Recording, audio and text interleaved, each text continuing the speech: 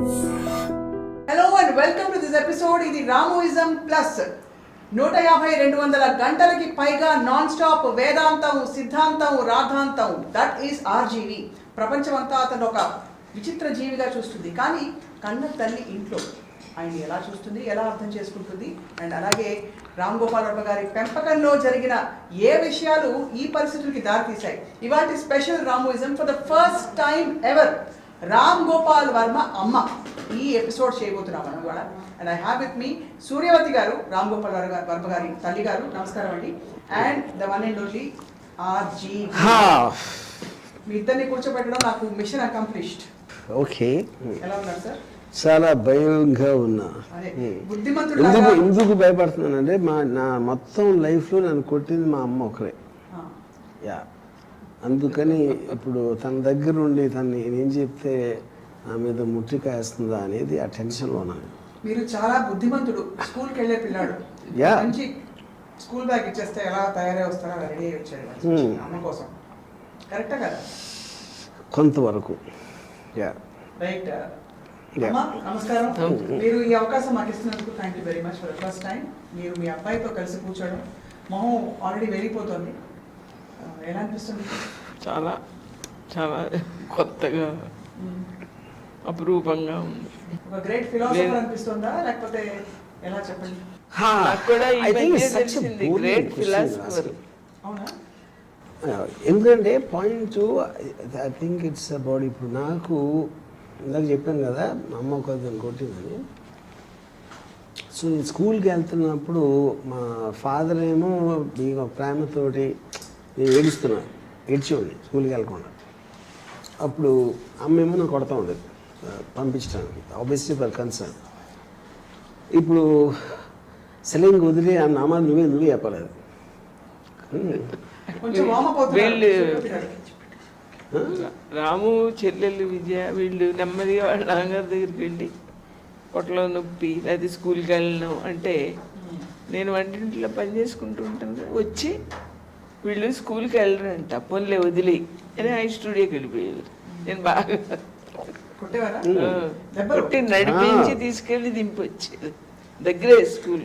Just ఇలా అడుగుతున్నాను, ఏమనుకోకండి. చేత్తోనే కొట్టేవారా? అప్పుడు చేత్తోటే.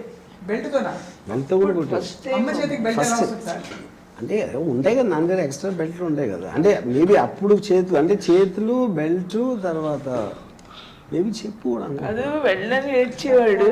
నెక్స్ట్ ఏంటంటే నేను కూసులకి వెళ్ళను అని ఏడ్చేవాడు. స్కూల్ని కూసులు. తర్వాత స్కూల్ డ్రెస్ వచ్చింది, అంతే మారిపోయాడు. స్కూల్ డ్రెస్ వేసుకోగానే, అంటే ఫస్ట్ మనకు టైం ఇస్తారు కదమ్మా స్కూల్లో చేర్పించినప్పుడు, ఏదో ఒక 1 వీక్ ఏదో ఇస్తారు కదా డ్రెస్ వేసి పంపడానికి. అదే స్కూల్ డ్రెస్ రాగానే మారిపోయాడు. ఎంత విచిత్రం. ఇంకా స్కూల్కి వెళ్ళాలని అనేవాడు కాదు. Very strange. అంటే నీకు ఇదేదో పద్ధతిగా ఉంది బాగుంది.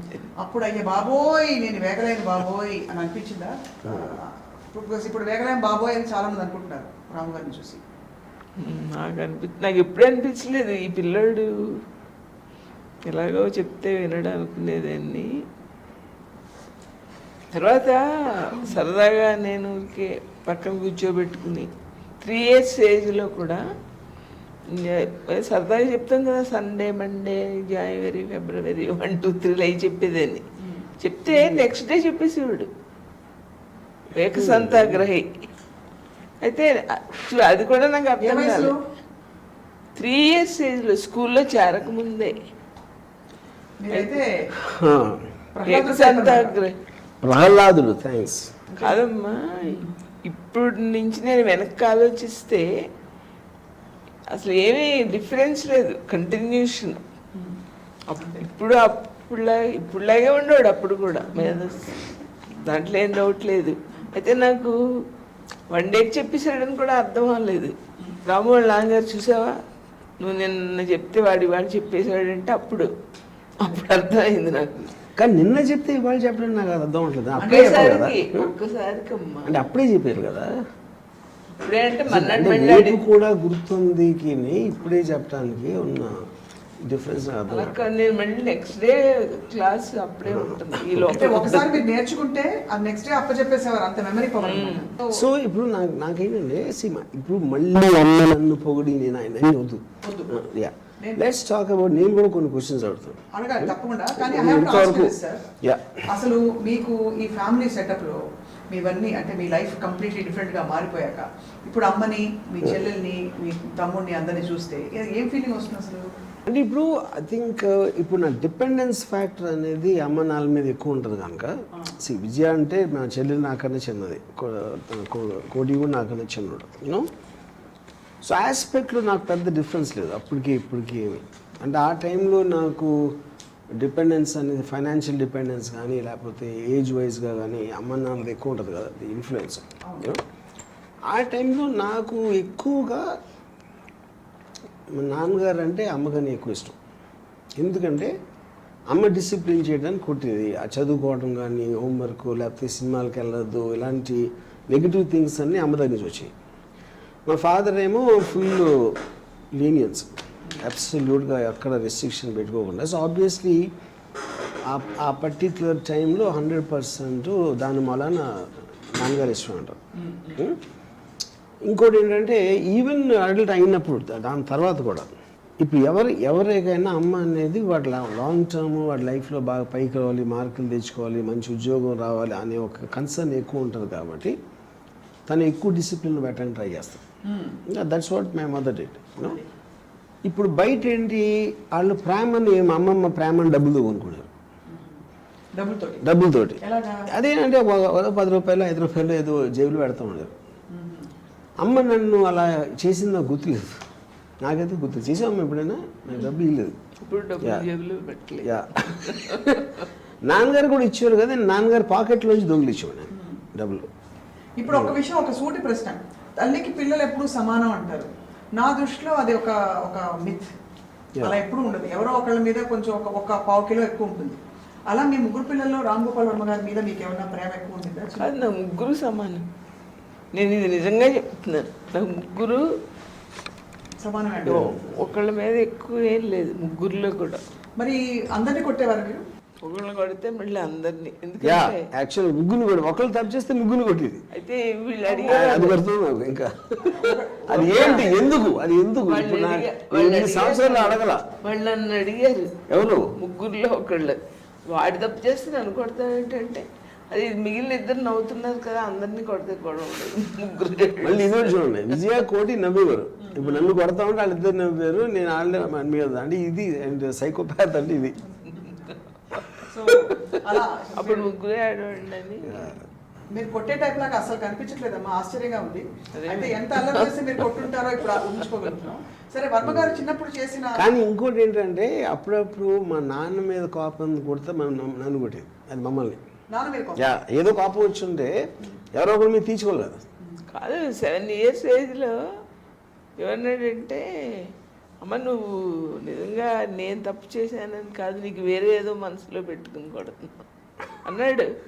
నేను ఇంకా షాక్ అయిపోయాను, షాక్ అయ్యి సిగ్గేసింది.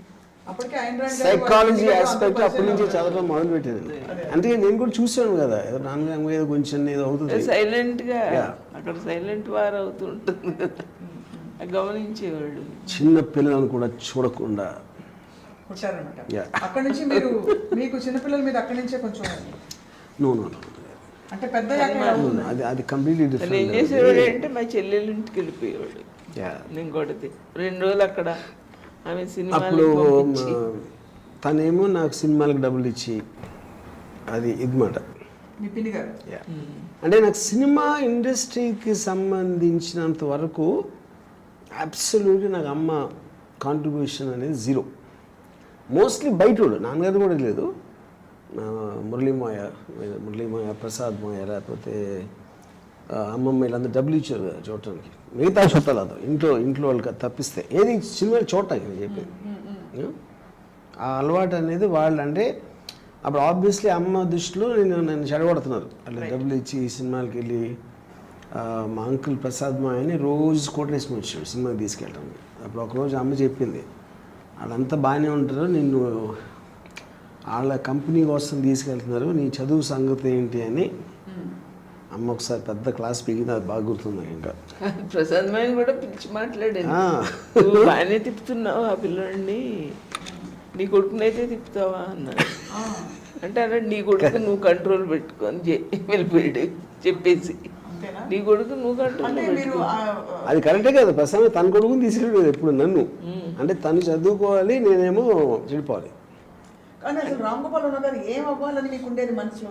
నేను చాలా తెలివైన పిల్లాడు కదా, కొంచెమో వేరే ఇంట్రెస్ట్లు కనపడుతున్నాయి అని చెప్పి ఇంజనీరింగ్ చదివించేస్తే అయిపోతుంది, ఇంజనీర్ అయిపోతాడు అంటే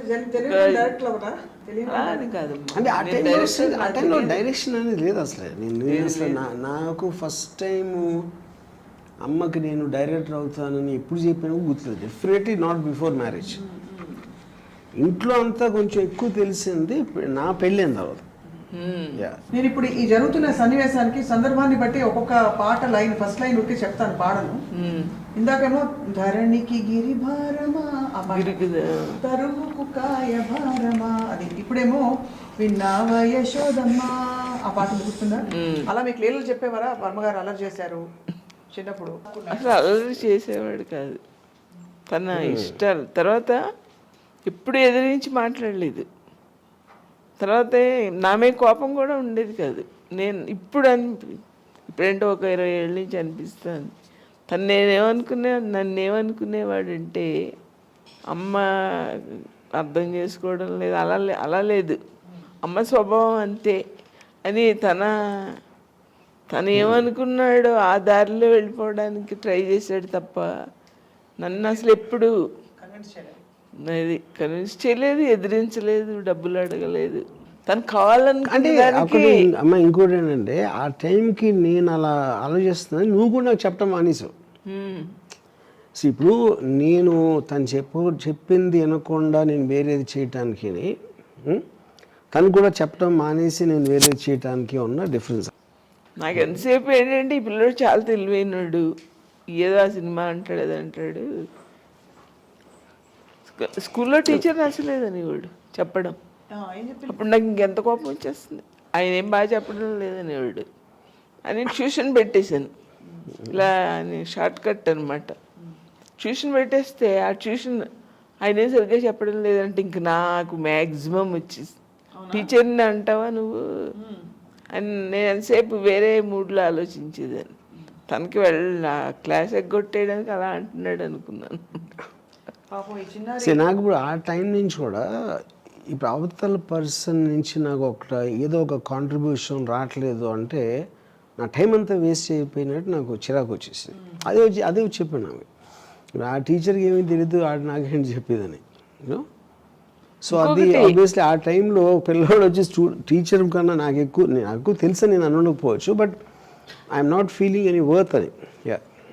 అది ఇంకోటి, ఒక హాఫ్ ఇయర్లీ క్వార్టర్లీలో 90 వచ్చాయి, హాఫ్ ఇయర్లో 30 వచ్చాయి.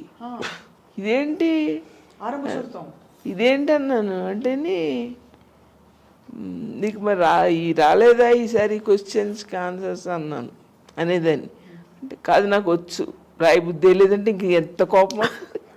రాదు అంటే మనం ఎక్స్క్యూజ్ చేయొచ్చు, నాకు వచ్చు కానీ నాకు రాయాలనిపించలేదు, వచ్చేసాను.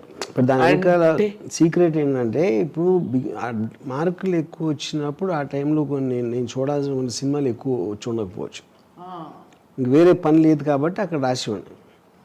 ఎప్పుడైతే ఈ టైంలో నాకు ఎగ్జామ్ నాకు వచ్చినా కూడా ఆన్సర్ తెలిసినా కూడా జస్ట్ పాస్ మార్కులు 40 ఎంత ఉండేది. అప్పుడు 40 వస్తే చాలు అని మిగతా దగ్గొట్టి సినిమా వెళ్ళిపోయాడు. సో ఏమైంది ఆ మూమెంట్లో మీరు క్వశ్చన్ పేపర్ చూసారు? నేను ఫస్ట్ ఆఫ్ ఆల్ నేను 100% నేను ఇంజనీరింగ్ జాబ్లో ఉన్నాను నాకు తెలుసు.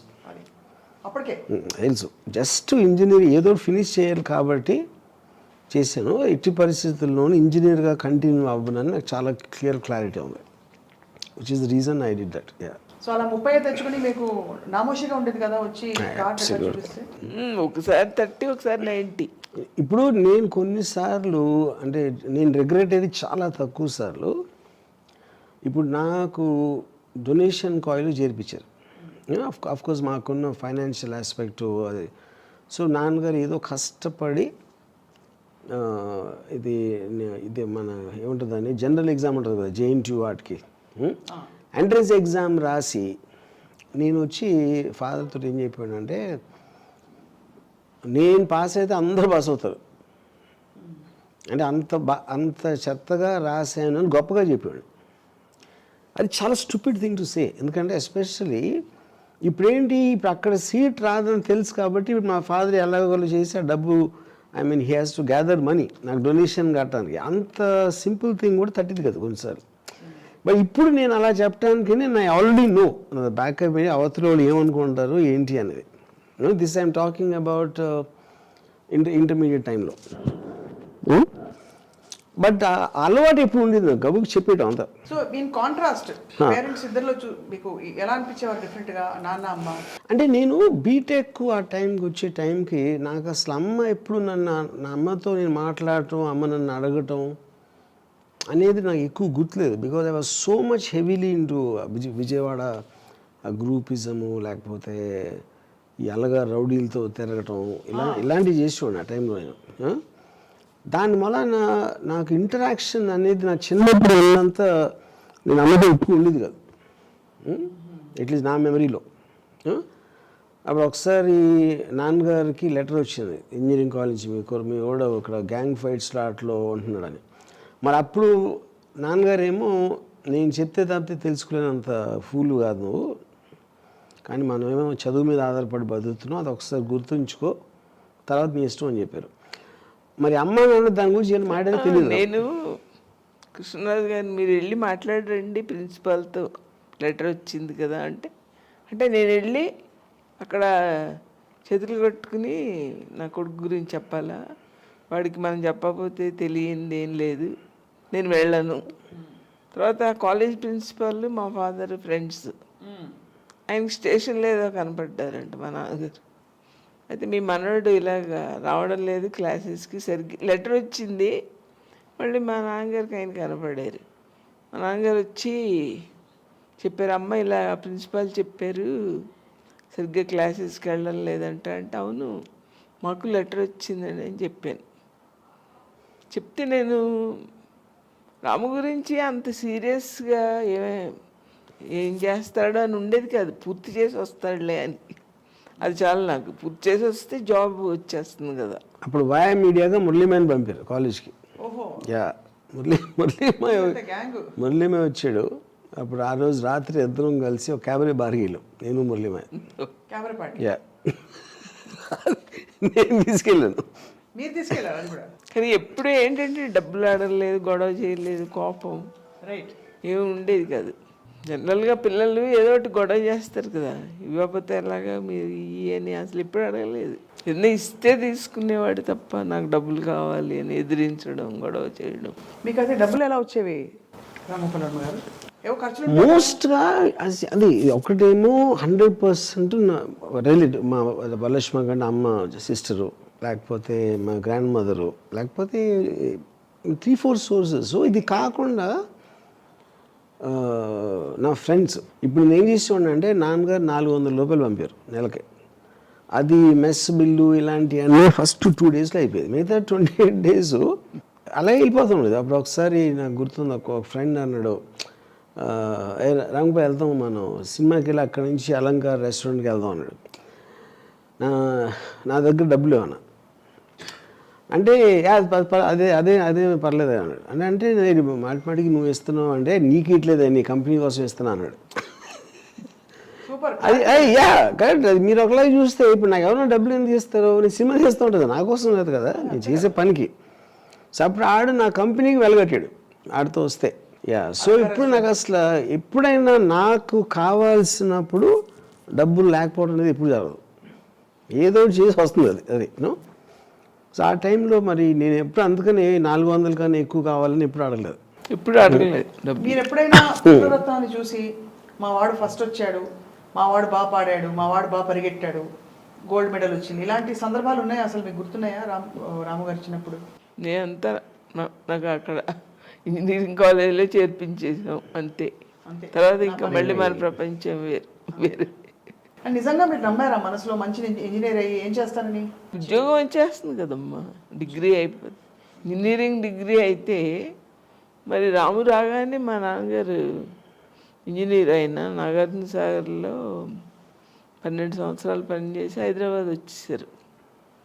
ఆయన సివిల్ ఇంజనీర్. ఆయన ఏం చేశారు, రాముని తీసుకెళ్ళి రాజకృష్ణ జీవికే రెడ్డి గారు, సుబ్రహ్మరెడ్డి గారు వాళ్ళ నాన్నగారు దగ్గర చేశారు కాంట్రాక్టర్స్. అప్పుడు మీ జీతం ఎంత సార్? ఆ స్నేహబంధం 800 1,000 కదా, 1,000 సో ఇప్పుడు ఇక్కడ పాయింట్ ఏంటంటే అది చాలా ఒక గ్యాప్ పీరియడ్ నాకు. అది ఆ టైంలో ఇప్పుడు నేను ఒక ఏప్రిల్ నుంచి నా పెళ్ళింది అప్పుడే, నేను కాలేజ్ నుంచి బయటకు వచ్చాక. ఆ పెళ్ళేమో 3rd డే నుంచి వర్కౌట్ అవ్వడం మానేసింది.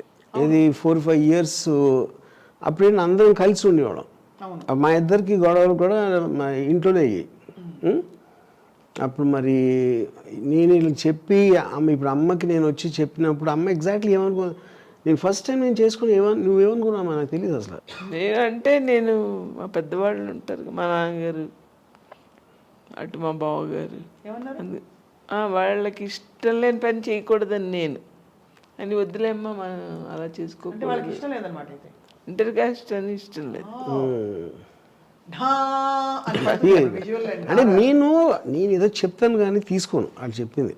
పాయింట్ అది అయితే చెప్పాడు, difference between telling and asking. అయితే రత్న వాళ్ళ అమ్మగారు వచ్చారు. వస్తే నేను కాదండి మా పెద్దవాళ్ళకి ఇష్టం లేని పని చేయను, నేను రత్న అంటే నాకు ఇష్టమే, నాకేం అభ్యంతరం లేదు.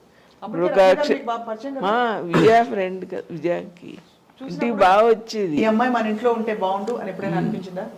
నాకేం అనిపించలేదు. కానీ రత్నతో రాము ఎక్కువసేపు మాట్లాడుతుంటే ఓ రోజు రత్నకు తెలియకుండా మన ఇంటికి వచ్చిన అమ్మాయిని మనం మనసు హర్ట్ చేయకూడదు కదా, ఏంటి అమ్మాయితో ఆ కబుర్లు అన్నాను. ఆ గంటల కూర్చుని కబుర్లు చెప్తావు ఏంటని నాకేం నచ్చలేదంటే, అమ్మా నువ్వు అలా అనుకుంటున్నావా, నాకు తన ఇంటెలిజెన్స్ నచ్చి ఇద్దరు ఏదో ఒక టాపిక్ కామన్గా ఉంటాయి కదా, ఇద్దరు కలిస్తే ఇప్పుడు నాకు సంగీతం ఇష్టం నీకు ఇష్టం అనుకో, అప్పుడు మనకి ఎంతసేపు అయినా కబుర్లు చెప్పుకుంటాం కదా. నేనేమన్నాను దాని ఇంటెలిజెన్స్ ఇష్టం నాకు, తన తెలివితేటలు ఇష్టం అమ్మ నాకు. ఇంతకన్నా కాదు అది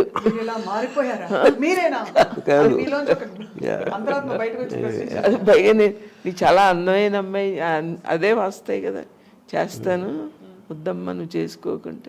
అందరూ ఏం చేసుకుంటారమ్మా, అన్నం తీసి జేబులో పెట్టుకోవాలి, తెలివి ఉంటేనే బాగుంటుంది. అంటే ఆ రోజుల్లో ఇంకా హార్ట్ రొమాన్స్ లేకపోతే అలాంటివి ఉండి మీరు ఇప్పుడు లాల్చి పైజమా వేసుకున్నారు, మెదిలిన లేత కావాలి. జానోదయం అవ్వక ముందు ఉన్న భావాలు అన్ని జేబులో పెట్టుకుంటారా, అందం తీసుకుని జేబులో పెట్టుకోవాలి, అమ్మాయి ఎంత ఇంటెలిజెన్స్ అన్నాడు.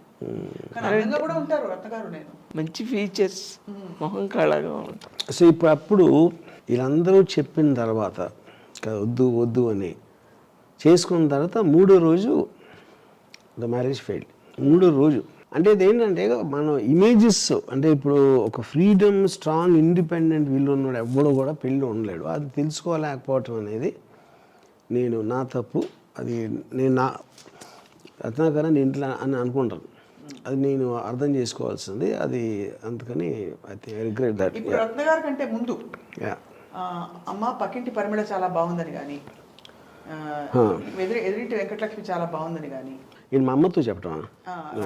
అలాంటి అసలు గర్ల్స్ గురించి టాపిక్ వచ్చేది అమ్మతో? నాకు అర్లియస్ట్ ఏం గుర్తుందంటే అంటే నాకు ఏజ్ నాకు గుర్తు రావట్లేదు. మా అమ్మ మా సృష్టిలో అన్నిటికన్నా అందమైంది ఆడది అని ఎవరితో చెప్తాను, అది గుర్తుంది నాకు. అప్పుడు నాకు అర్థం అవ్వలేదు అసలు చెప్పింది, ఎందుకంటే ఆబ్వియస్లీ నాకు సెక్షువల్ అవేకనింగ్ వచ్చి ఉండకపోవచ్చు, అందుకని చాలా యంగ్ అనుకోండి. ఫస్ట్ టైం అది అక్కడ గుర్తుంది నాకు. ఫస్ట్ టైం అంటే అమ్మాయి అందం గురించి నేను ఫస్ట్ టైం విన్నది అమ్మ దగ్గర నుంచే, ఏదో కాంటెస్ట్ అది. తర్వాత ఇప్పుడు ఇక్కడ కాలనీలో ఎవరో మా సిస్టర్ ఫ్రెండ్స్ ఎవరు వచ్చి లేకపోతే ఎవరో రోడ్ల మీద నడుస్తూ వెళ్తూ ఉంటే అవన్నీ నేను కిటికీలో చూసేవాడిని. చూసి ఏమనుకునేవారు? ఏమనుకుంటే ఎవడన్నా అబ్బాయి అమ్మాయిని చూస్తే అదే. కానీ మీరు ఒక్క మాట మాత్రం ఎవరు చెప్పారో గుర్తు రావట్లేదు, కానీ కాలనీలో అందరికంటే మీ అమ్మగారే అందంగా ఉన్నారు అందరు అమ్మల కంటే అని మీరు ఫీల్ అయ్యారు? తనే నాతో అన్నాడు, అమ్మ మన కాలనీలో అందరికంటే నువ్వే అందంగా ఉంటావు. నాకు స్వప్న చందమామలో ఒక కథ చదివాను, అది జ్ఞాపకం వచ్చింది. ఒక తల్లిని ఒక 5 ఏళ్ల పిల్లడు అదే జాతర దీనికి వెళ్తారు, తల్లి తప్పిపోతుంది. తల్లి తప్పిపోతే ఏడుస్తూ ఉంటాడు ఆ పిల్లాడు. చూసిన వాళ్ళు ఏంటమ్మా అంటే మా అమ్మ తప్పిపోయింది అంటే మేము వెతికి పెడతాం, నువ్వేమి నీకు అర్థమైపోతుంది అంటే అలాగే అని ఎంతమందిని చూపిస్తే మా అమ్మ ఇంకా అందంగా ఉంటుంది, మా అమ్మ ఇంకా అందంగా ఉంటుంది, అది ఆమె ఈమె ఏమైనా చాలామందిని చూపిస్తారు. మా అమ్మ చాలా అందంగా ఉంటుంది, ఈమె కాదంటాడు. ఫైనల్గా వాళ్ళ అమ్మ వస్తుంది, అసలు ఇంకా అసలు అందంగా ఉండదు అమ్మాయి, ఇలా స్ఫోటకం మచ్చలంతా. వీడు షాక్ అయిపోతాడు అనమాట వెతికినాడు. అంటే వాడి కళ్ళకి వాళ్ళ అమ్మ అంత, పిల్లాడి కళ్ళకి వాళ్ళ అమ్మ అంత అందంగా ఉంది. కానీ ఆ కథ ఇక్కడ కాదు. నేను నిజంగా అంటే అందం, అమ్మాయిల అందం గురించి నాకన్నా ఎవరికి ఎక్కువ తెలియదు అనే విషయం ఇప్పుడైనా నీకు తెలిసింది. అందుకని అది నేను చెప్పింది అంటే మీది అమ్మ కాబట్టి ఒక మాతృ ప్రేమ అంటే ఆ దీనిలో అలా కనిపించారని అనుకుంటారు కానీ యాక్చువల్లీ నాట్. సో అయితే మరి 3వ రోజు డిస్టర్బెన్సెస్ మొదలు, మీరు అప్పుడు కంగారు పడ్డారా? చాలా బాధ వేస్తుంది. కంగారు పడ్డారా? అంటే మనకేం అలవాట్లేదు కదా, ఇష్టమై పెళ్లి చేసుకుంటారు. ఇప్పుడు ఇష్టపడి పెళ్లి చేసుకుంటారు. కుట్టుకునేవాళ్ళం. I can't believe that. అంటే నా one of the darkest chapters. అంటే ఇప్పుడు ప్రాబ్లం ఏంటంటే see Ratna is got every right. తను డిసప్పాయింట్ అయిపోయింది. నువ్వు లేనిది నేను లేను అని ఇలాంటి బిల్డప్లు అన్నీ ఇచ్చి పెద్ద పెద్ద లెటర్లు రాసి అది రాసి ఇది చేసినప్పుడు ఎనీబడి విల్ గెట్ హర్ట్. అంత రాసినప్పుడు అది ఉండింది, తర్వాత పోయిందా? పోయిందంటే అది చెప్తున్నాను. ఇప్పుడు ఎందుకంటే మీరు దూరం నుంచి ఎక్కువ కలవకుండా, లేకపోతే ఇప్పుడు కపుల్స్ పెళ్ళిళ్ళు ప్రేమలో ఏం చేస్తారు, బెస్ట్ థింగ్స్ కలిసినప్పుడు వాళ్ళ డ్రెస్సింగ్, మాట్లాడే విధానం, కంట్రోల్. ఎప్పుడైతే ఒకే రూఫ్ కింద నివసించడం మొదలుపెట్టామో అవన్నీ పోతాయి. పోయినప్పుడు అసలు రంగులు బయటకు వస్తాయి. అసలు రంగులు నాయి, నేను చెప్పేది నా ఇవ్వచ్చు, తను ఇవ్వచ్చు, ఎవరిది అనవచ్చు. No, I think it is not the same anymore. Yeah, అప్పుడు చాలామంది రిజైన్ అయిపోతారు లైఫ్లో. సరే ఇంక ఈ జీవితానికి ఇంత చాలు అని. నాకు అది లేదు కాబట్టి ప్రతి సెకండ్ నేను అనుకున్నట్టు జరగాలి. ఇప్పుడు రత్నాకి ఇన్సెక్యూర్, ఎందుకంటే నేను బ్యాడ్ స్టూడెంట్, నా మార్కులు చాలా తక్కువ వచ్చినాయి, నా శాలరీ చాలా తక్కువ. వీడు సడన్గా వీడియో లైబ్రరీ అంటాడు, సినిమా అంటాడు, ఇది అంటాడు అనే దాంట్లో ఇన్సెక్యూరిటీ అనేది 100% రావడం కరెక్ట్, అది వ్యాలిడ్ అది. సో మనం ఇంగ్లీష్లో ఒకటి ఉంది, ఇప్పుడు నువ్వేం చేయగలుగుతావు అన్నది నువ్వు అనుకుంటావు, నువ్వేం చేయగలుగుతావని అవి చేసిన తర్వాత అనుకుంటారు వేరే వాళ్ళు. So that is the difference. So నేను ఫెయిల్ కూడా అయి ఉండొచ్చు కదా, నేను ఫ్లాప్లు కూడా తీసాను కదా. నా ఫస్ట్ సినిమా ఫ్లాప్ అయితే రత్న అనుకునేది కరెక్ట్ అవ్వాలి. అప్పుడు రత్న గారు అనుకునేది తప్పైనట్టు అయితే, అంటే మీలో ఒక గొప్ప డైరెక్టర్ని చూడలేకపోయారంటారా? అదే కానీ అది లక్ అంటున్నా. అది నేను సాధించింది కాదు. ఎందుకంటే నేను the reason I made a flop, నా ఫస్ట్ సినిమా ఫ్లాప్ అయింది అనుకోండి, అప్పుడు రత్న అనుకుంది కరెక్ట్. అప్పుడు ఏంటి, అది ఆపర్చునిటీ లక్తో వచ్చింది. అది ఒక కార్డ్, అది కాయిన్ అక్కడ పడింది అంతే. మీరు ఎప్పుడైనా మీ అమ్మగారిని ఫలాంటి అడుగుదాం అనుకున్నాను కానీ అడగలేకపోయానన్న సందర్భాలు, ప్రశ్నలు ఉన్నాయా? Why did you do that, క్యూ ఆఖరి క్యూ ఆ టైప్లో? నో, ఎప్పుడు లేదా? ఎందుకంటే నేను ఆ ఎమోషనల్ బాండ్ అనేది ఇప్పుడు ఇందాక చెప్పాను కదా, స్కూల్ డేస్లో వెరీ బిగినింగ్ ఆఫ్ ఇంటర్మీడియట్ వరకు ఉన్న దానికి నేను ఒకసారి బీటెక్ ఇంజనీరింగ్ కాలేజ్కి వెళ్ళిన దగ్గర నుంచి డిఫరెన్స్ వచ్చేసింది. ఎందుకంటే I went in to wider world. ఆ వరల్డ్లో ఉన్నప్పుడు అమ్మతోటి నేను అంతకుముందు ఉన్న ఇంటరాక్షన్ నాకు లేదు. నాన్నగారితో ఉండేది. నాన్నగారితో ఎందుకు ఉండేదంటే, ఒకటి ఆయన ఫిల్మ్ ఇండస్ట్రీలో ఉండేవారు, వాళ్ళ ఇంట్రెస్టింగ్ పర్సన్స్, ఆయన ఫ్రెండ్స్ వీళ్ళు వచ్చి ఆ మాటలు వినడానికి, దాంతో అది ఉండేది. ఇంకోటి ఇందాక అమ్మ చెప్పినట్టు నేను ఆ డిపెండెన్సీ ఫ్యాక్టర్ అనేది పోయింది, అడగటం కానీ డబ్బులు అడగటం ఇలాంటివన్నీ. అప్పుడు ఇంకా ఆటోమేటిక్గా ఎంతో కొంత అది వచ్చేస్తుంది. సో ఇప్పుడు నేను రత్న విషయంలో కూడా జస్ట్ చెప్పేసాను అంతే, అదేమి అడగటం దాని ఏంటి అనేది. తర్వాత అంటే మా ఇద్దరికి ట్రబుల్, ఎక్కడేదో ట్రబుల్, ఇవన్నీ కలిసి ఐ థింక్ స్లోగా పక్కకి వెళ్ళిపోతూ ఉంటాయి, డైవర్ట్ అయిపోతూ ఉంటాయి. యా, ఇంకోటి నాన్న ఇద్దరు కూడా నా ఇండిపెండెంట్ నేచర్ చూసి నాన్నగారు ఫస్ట్ నుంచి వదిలేశారు, అమ్మ కూడా ఆ బీటెక్ లేటర్ నుంచి నన్ను వదిలేసింది అనుకుంటున్నా, అంతేనమ్మా? కొంచెం యా, నన్ను ఇప్పుడు అసలు ఏంటి ఇలా చేస్తున్నావు అని బీటెక్ నుంచి ఎప్పుడు అసలు అడిగినట్టు నాకు గుర్తుకోలేదు. రాముని అడగలేదు, అది ఒక పాయింట్. నేను ఒంటరిగా కూడా ఇంటి పిల్లోడు ఇలా చేస్తున్నాడు అని ఎప్పుడు అనుకోలేదు. చదువు గురించి అంటే రత్న ఇద్దరి మధ్యలో అది చాలా బాధ అనిపించింది. అంటే ఇప్పుడు అక్కడ ఎంత అలవాటు లేదు కదా, అక్కడ బేసిక్ కాదు ఇంటికి వచ్చిన అమ్మాయి మన ఇంట్లో ఉండిపోవాలి. అది బేసిక్గా. ఇంకోటి ఏంటంటే ఇప్పుడు నేను ఎప్పుడు తిరుగుతూ ఉన్నాను ఇంటికి, చాలా రేరుగా పొద్దున్న నుంచి రాత్రి వరకు. ఆ టైంలో రత్న ఉండేది కదా ఇంట్లో. అప్పుడు almost Ratna would be more closer నాన్నగారు కానీ అమ్మకు కానీ. ఇప్పుడు నా గురించి నాన్న రత్న మాట్లాడుకుని దాని నుంచి ఏదో ఇది చెప్పి ఇలాంటి దాంట్లో ఉండేది, కానీ ఒక పర్సనల్ ఇంటరాక్షన్ దాని వలన ఒక సిచ్యువేషన్స్ క్రియేట్ అవటం అనేది జరగలేదు అసలు. నాకు ఒక్కడ బాగా గుర్తుంది ఏంటంటే రత్న నన్ను కాలర్ పట్టుకుని గోడకేసి పెట్టింది నన్ను. నా నాన్నగారు వచ్చి చూసి అరిసారు కూర్చున్నాం లాన్లో, కృష్ణరాజు గారు నేను. రాము వచ్చి లోపలికి వెళ్ళాడు, ఏదో గొడవలు వినపడుతున్నాయి, కేకలు. ఆయన వెళ్ళి చూడండి, ఇంకా నేనేం వెళ్ళను, నేనేం వెళ్ళను, నయ్యం భలే మీరు బాగానే చెబుతారు అన్నాను. తర్వాత సైలెంట్ అయిపోయింది. లోపలికి వెళ్తే ఈ పిల్లోడు లేడు, పెరట్లోంచి పారిపోయాడు. పెరటి తలుపు నుంచి వెళ్ళిపోయాడు అనమాట బయటికి. అంతలా ఏం జరిగింది మీ కాలేజ్? బేసిక్ పాయింట్ ఏంటంటే నేను అసలు కాన్ఫ్లిక్ట్కి వెళ్ళిన, ఇప్పుడు కాన్ఫ్లిక్ట్లో నేను ఒకటి అంటాను, తనేది అంటాను, అరిసి ఇద్దరు అరుచుకున్నప్పుడు ఒక విధంగా ఎక్కడికి వెళ్ళి అవుతుంది. ఒక మనిషి రియాక్ట్ అవ్వకపోయేసరికి అవతలకి ఇంకా కోపం వచ్చేస్తుంది. అప్పుడు నేను అసలు ఏం మాట్లాడకుండా జస్ట్ ఇంటా ఉన్నప్పుడు ఆ కోపంతో ఫిజికల్ అయిపోతారు. అంటే ఒక రెస్పాన్స్ రావాలని ఆ పట్టుకుని ఊపేసి ఇలాంటివన్నీ చేస్తారు ఆడవాళ్ళు. మేబీ మామూలు కూడా చేస్తారని నాకు తెలియదు. అప్పుడు నేను దాని నుంచి తప్పించుకోవడానికి ఇలా పారిపోయాను. ఒకసారి అయితే నాకు చాలా చోట్లకి వెళ్ళాను. ఒకసారి అయితే పెద్దకి ఇంట్లో ఒక అమ్మ ఫ్రెండ్ టీచర్ అక్కడ ఉండేది ఒక బిల్డింగ్లో. నేను ఇక్కడి నుంచి ఆ బిల్డింగ్ మీద దూకాను. ఒక 3-4 feet డిస్టెన్స్ ఉంది ఈచ్ బిల్డింగ్. యా, దూకేసి వెళ్ళిపోయి అలాగ బంజారాస్ రోడ్డు మీద రాత్రి అంతా నడుస్తూ వెళ్ళిపోయాను. Same kind of escape. Yeah, same చాలాసార్లు చేశాను అది. యా, ఎంతో మంచి అంటే ఎస్కేప్ అనేది కరెక్ట్ వర్డ్ కాదన్నా. నేను I want isolation, I want loneliness. అప్పుడు ఇప్పుడు నేనేమి చేయలేను. ఓకే, ఇప్పుడు నేను తనని బయటికి నెట్టలేను, తన మీద నేను చేయలేను, నేను అరవను. అలాంటప్పుడు ఏముంది, ఇంకా ఒకే ఒక్కటి తప్పించుకోవడానికి మార్గం నేను పారిపోవడం. కానీ I think it's a very common thing. I feel all couples, especially beginning times, they go through that. Yeah, I don't think it's నేను అదే చెప్తున్నాను కదా, నేను అసలు కాన్ఫ్లిక్ట్ నేను అసలు కాన్ఫ్లిక్ట్ ఎవరితో చేయలేను అసలు కాన్ఫ్లిక్ట్.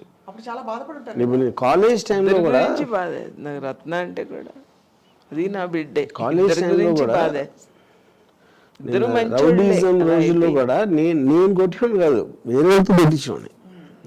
కానీ మీ అబ్బాయి రౌడీలతో తిరుగుతుంటే మీరు ఒక తల్లిగా, కానీ అది అమ్మకి అంత తెలుసా? I don't think so.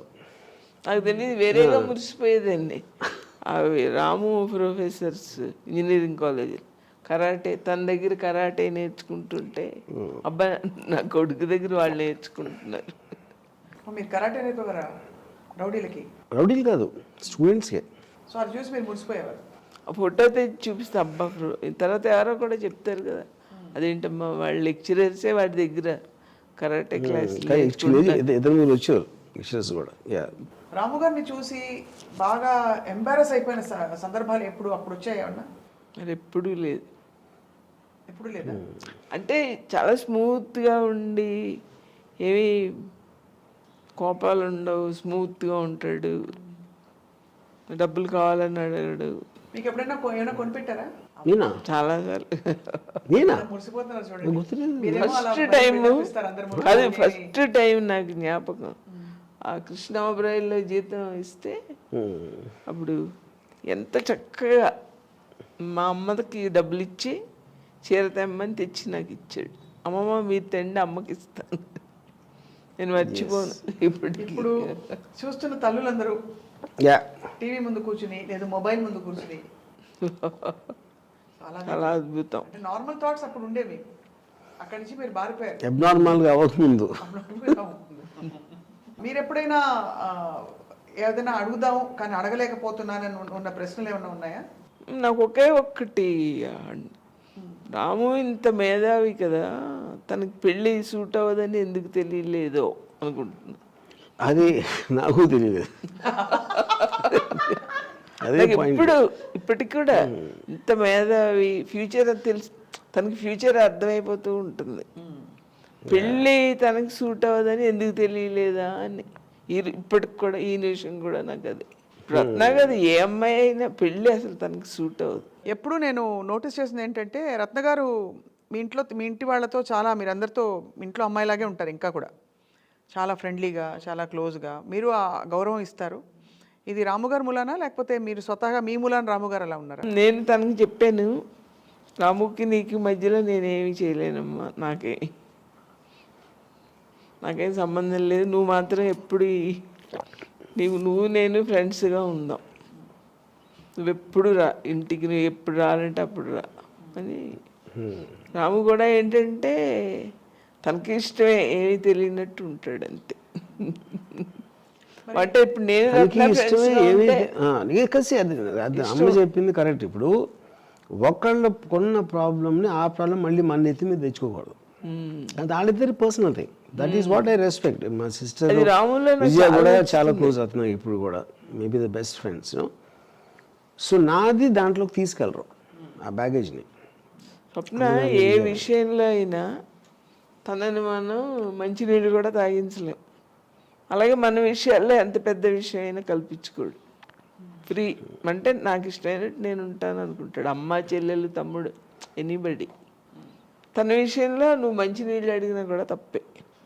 ఒకసారి అడిగి రెండోసారి అడిగితే అప్పుడు కూడా అంతేనా?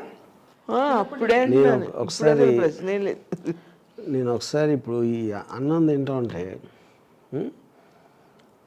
ఏదో వదిలేసాను కొంచెం ఫుల్గా తినకుండా. అప్పుడు అమ్మ ఏమో ఇలాగా ఎంతమంది తిండి లేకుండా ఉంటారో తెలుసా నీకు అది అంటే, మనం ఎంత నష్టం తీసుకొస్తున్నాం ఇలా అన్నం వేస్ట్ చేయటం వల్ల అంటే. నేను అన్నాను అమ్మ అసలు యాక్చువల్గా అన్నం ఎంత వేస్ట్ చేస్తే అంత దేశానికి ఉపయోగం అని చెప్పాను. ఎందుకంటే ఇప్పుడు లెక్క ప్రకారం నేను 200 గ్రాములు, సపోజ్ ఇక్కడ 400 గ్రాములు ఉంది ఫుడ్, నేను 200 గ్రాములు వేస్ట్ చేశాను. నువ్వు 200 గ్రాములే వండి పెట్టావంటే అప్పుడేంటి, ఆల్రెడీ ఇంకా నిల్వ ఉంది, నువ్వు మళ్ళీ పెడతావు. అది ఇవి 400 అయిపోయింది కాబట్టి నువ్వు మళ్ళీ కొట్టుకెళ్ళి కొనుక్కోవాలి. ఆ కొనుక్కున్న దానికి డిమాండ్ పెరుగుతుంది రైతులకి, అప్పుడు వాళ్ళకి ఎక్కువ డబ్బులు వస్తాయి. దానివల్ల దేశం అంతా సుభిక్షంగా ఉంటుంది, ఎంత అన్నం వేస్ట్ అయితే అంత సుభిక్షంగా ఉంటుంది అని చెప్పాను. తప్ప నెత్తిమీద కొట్టింది. ఎందుకంటే మీ లాజిక్కి ఆన్సర్ చెప్పలేనప్పుడు వైలెన్స్లోకి దిగుతారు ఎవరైనా. అంతే మరి. ఇప్పుడు ఎకనామిక్స్ అది ఏంటి అనేది నా పక్కన పెట్టండి, ఇప్పుడు చెప్పింది దానికి. కానీ స్కూల్లో ఉన్నప్పుడు చెప్పేది లాజిక్ నేను. పర్ఫెక్ట్ లాజిక్ కదా. సో బట్ ఎప్పుడు ఏనాడు యూ డోంట్ రిమెంబర్ ఎనీథింగ్ అమ్మ చేసిన వంట కానీ ఇవన్నీ చాలా మనకి సెంటిమెంట్తో ముడిపడి ఉన్న విషయాలు, ఎస్పెషల్లీ ఇండియాలో అమ్మ చేసిన. అంటే ఇప్పుడు ఎందుకంటే ఒక్కటి నేను ఫుడీ కాదు కనుక నేను అంత, అంటే ఇప్పుడు చిన్నప్పుడు ఉన్న అదేంటి హల్వాలు లేకపోతే వాట్ ఎవర్, అంటే అందరూ ఇప్పుడు నాకు బాంబే నుంచి వచ్చిన వాళ్ళు కూడా ఎప్పుడైనా ఇంటి నుంచి ఫుడ్ వస్తే అందరూ సూపర్ అంటారు. ఇంటి నుంచి వస్తుంది కదా. కానీ నేను పర్సనల్గా ఫుడ్ అనేది అసలు ఎప్పుడు కేర్ చేయలేదు చిన్నప్పటి నుంచి. అసలు చిన్నప్పుడు 5-6 సంవత్సరాలు అన్నం తినలేదు, పాలు తాగేసి.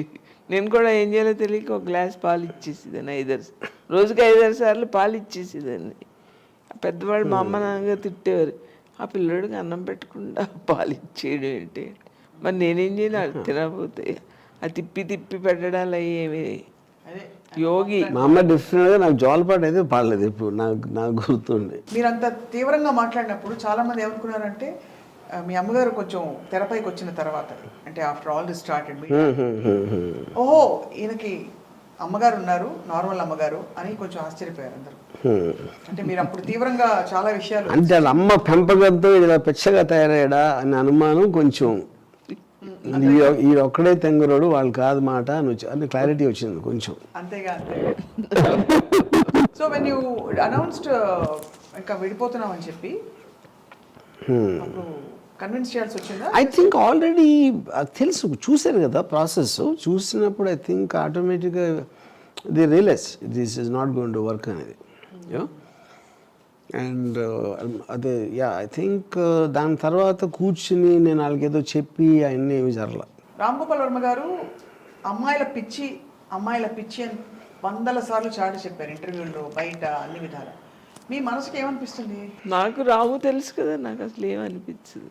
అంటే తెలుసు అంటే నేను చెప్పనా ఇంకో ప్రపంచం, నాకు తెలిసిన ప్రపంచం ఎంతో క్రూయల్గా ఉంటారు మగవాళ్ళు. పైకేమో పెద్ద మనిషిలాగా, దానికంటే ఏదో చెప్తాడు అంతే. తనేమో ఎవరికి హాని చేయడు, ఎవరిని ఇబ్బంది పెట్టాడు, అది నాకు తెలుసు, నా మనసుకు తెలుసు. ఇప్పుడు రంగీలా సినిమా ఉన్నప్పుడు నాకు అమ్మాయి ఎంతో అందంగా కనపడింది, అమ్మాయిని చాలా అందంగా చూపించాడని. నెక్స్ట్ ఇంకోటమ్మా, ఇప్పుడు మన ఇళ్ళల్లో కూడా అమ్మాయిని అందమైన కోడలు తెచ్చుకోవాలి అంటారు కదా. అంటే అందమైన అమ్మాయి ఇంట్లో తిరుగుతుంటే ఇల్లు కలకలలాడుతుందని, అంతే కదా. ఎవరు అందమైన కూతురుని కనాలని ఎవరిని నేను వినలేదు.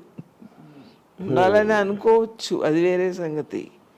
అంటే నిజమే కదా, ఒక అమ్మాయి వచ్చి లక్షణంగా అందమైన అమ్మాయి తిరుగుతుంటే మరి ఇల్లు కలకలలాడుతూ ఉంటుంది కదా.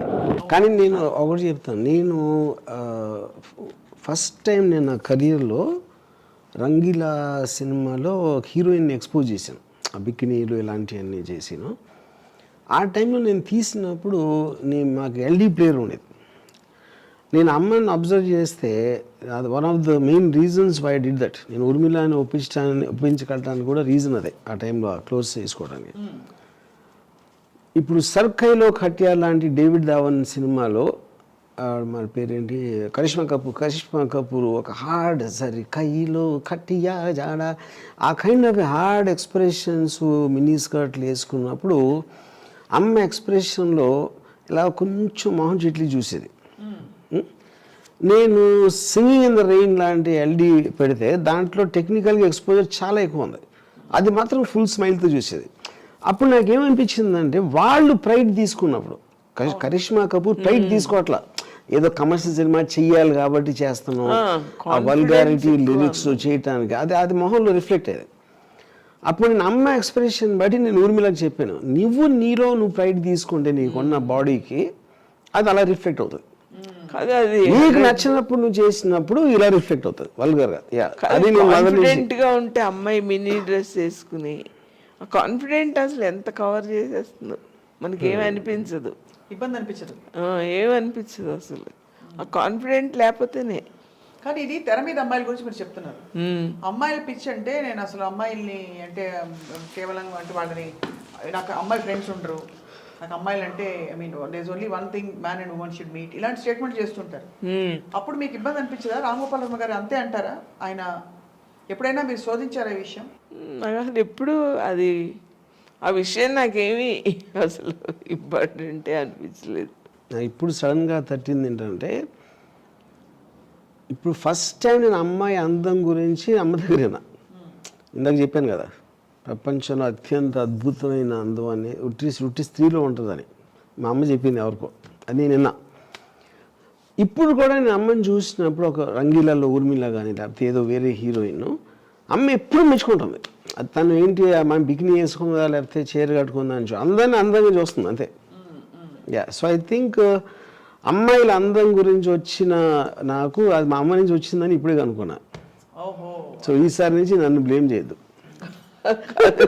రాము ఫస్ట్ గర్ల్ ఫ్రెండ్ నేనే.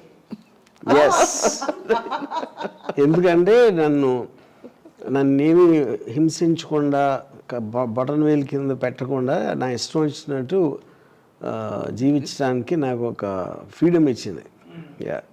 సో అలా చూసుకుంటే కదమ్మా, ఇప్పుడు ఒక అమ్మాయి గురించి మాట్లాడుతున్నాం, అవతల పర్సన్ మెచ్యూర్డ్ పర్సన్ అనుకో మనకేమీ అనిపించదు, ఫ్రీగా మాట్లాడతాం కదా. అదే సగం సగం కొంచెం కొంచెం నాలెడ్జ్ తెలిసిన వాళ్ళతోటి మనం ఫ్రీగా మాట్లాడలేం, అంతే కదా. అవును. అలాగే రాముతో కూడా నాకు అలా అనిపిస్తుంది అంతే. తను చెప్పిన మాట్లాడుతున్నట్టే ఉంది. మెచ్యూర్డ్ పర్సన్ ఉన్నట్టు మెచ్యూర్డ్ పర్సన్ మాట్లాడుతున్నాడు కదా అని నాకు అసలు ఎప్పుడు తర్వాత తన గురించి భయపడడం కానీ ఎప్పుడు భయం వేయలేదు నాకు. అంటే ఎలాంటి భయాలు? అంటే ఇప్పుడు ఆ సినిమాలు తీస్తాడు కదా, రక్త చరిత్ర, అవి తీస్తే ఓహో అలాంటివి. అంటే కొంచెం మీరు అనేవి ఈ డేంజరస్ జానర్స్ లో కొంతమంది మూర్ఖులు ఉంటారు కదా, అసలు పార్టీ యజమాని చెప్పకపోయినా మధ్యలో వాళ్ళు ఏవో చేస్తారు పిచ్చుకొని. అలాంటి భయాలు కూడా మీరు అంటే అండర్ వరల్డ్ ఒక టైంలో అండర్ వరల్డ్ బెదిరింపులు వచ్చాయి అని అంటారు, నిజమేనా? రావటం నిజమే, కానీ నాకు నేచర్ తెలుసు అది ఏంటి బెదిరింపు అనేది, ఎందుకు లేకపోతే ఎవరు చేస్తున్నారు, నాకు ఐ అండర్స్టాండ్ దట్ వర్డ్.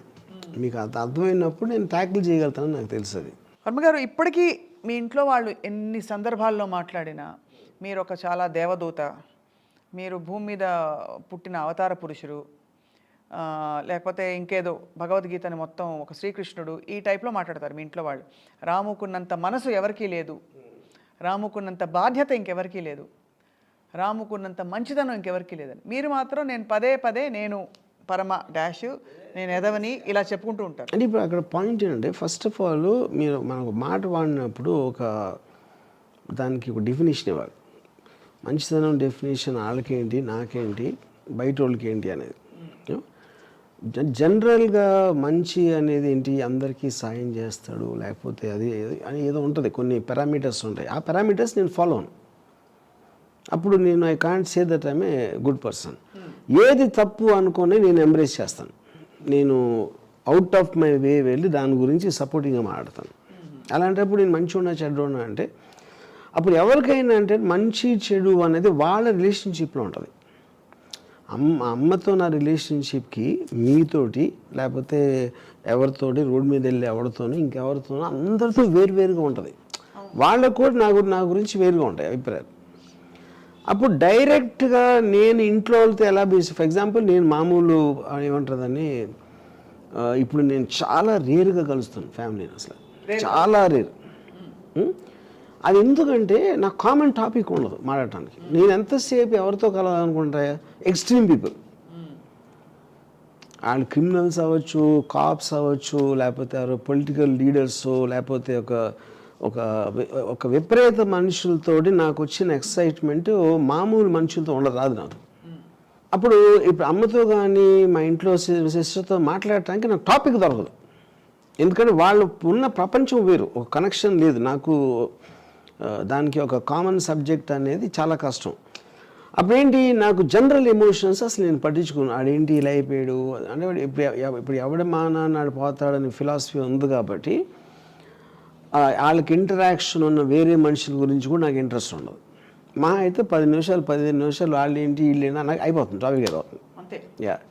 దాని తర్వాత నాకు ముందుకు ఫర్ ఎగ్జాంపుల్ ఈ మధ్యన నా డాటర్కి తను ఇక్కడ 45 days ఉంటే నేను 10 minutes కలిసాను. ఇది హైదరాబాద్లో ఉంది తను. ఆ 10 minutes కూడా నాకు ఏం మాటలు తెలియదు. అది అప్పుడు ఏంటంటే అలాంటి ఆస్పెక్ట్ ఉన్నప్పుడు ఎవరు అలా చేయరు.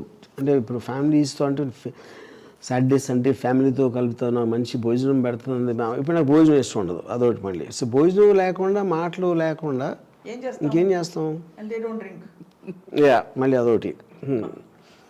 డ్రింక్ తాగినా కూడా టాపిక్ ఉండదు కదా.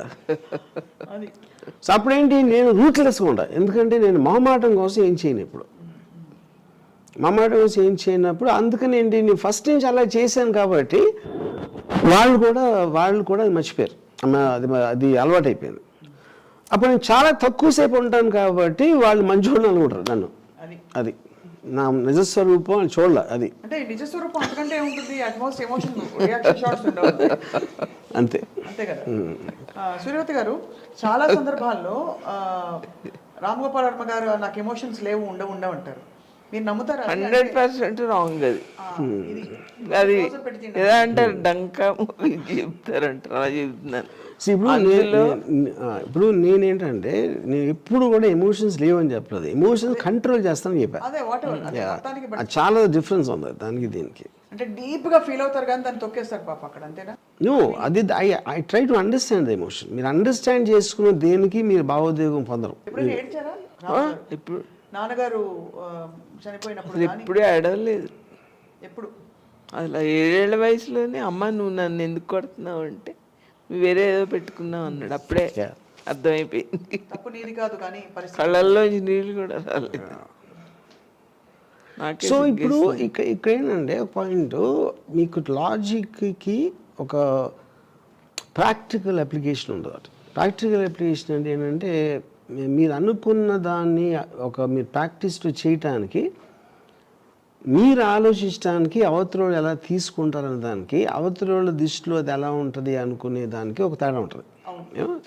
సో దాంట్లో ఏమైంది, నాకు మా ఫాదర్ పోయినప్పుడు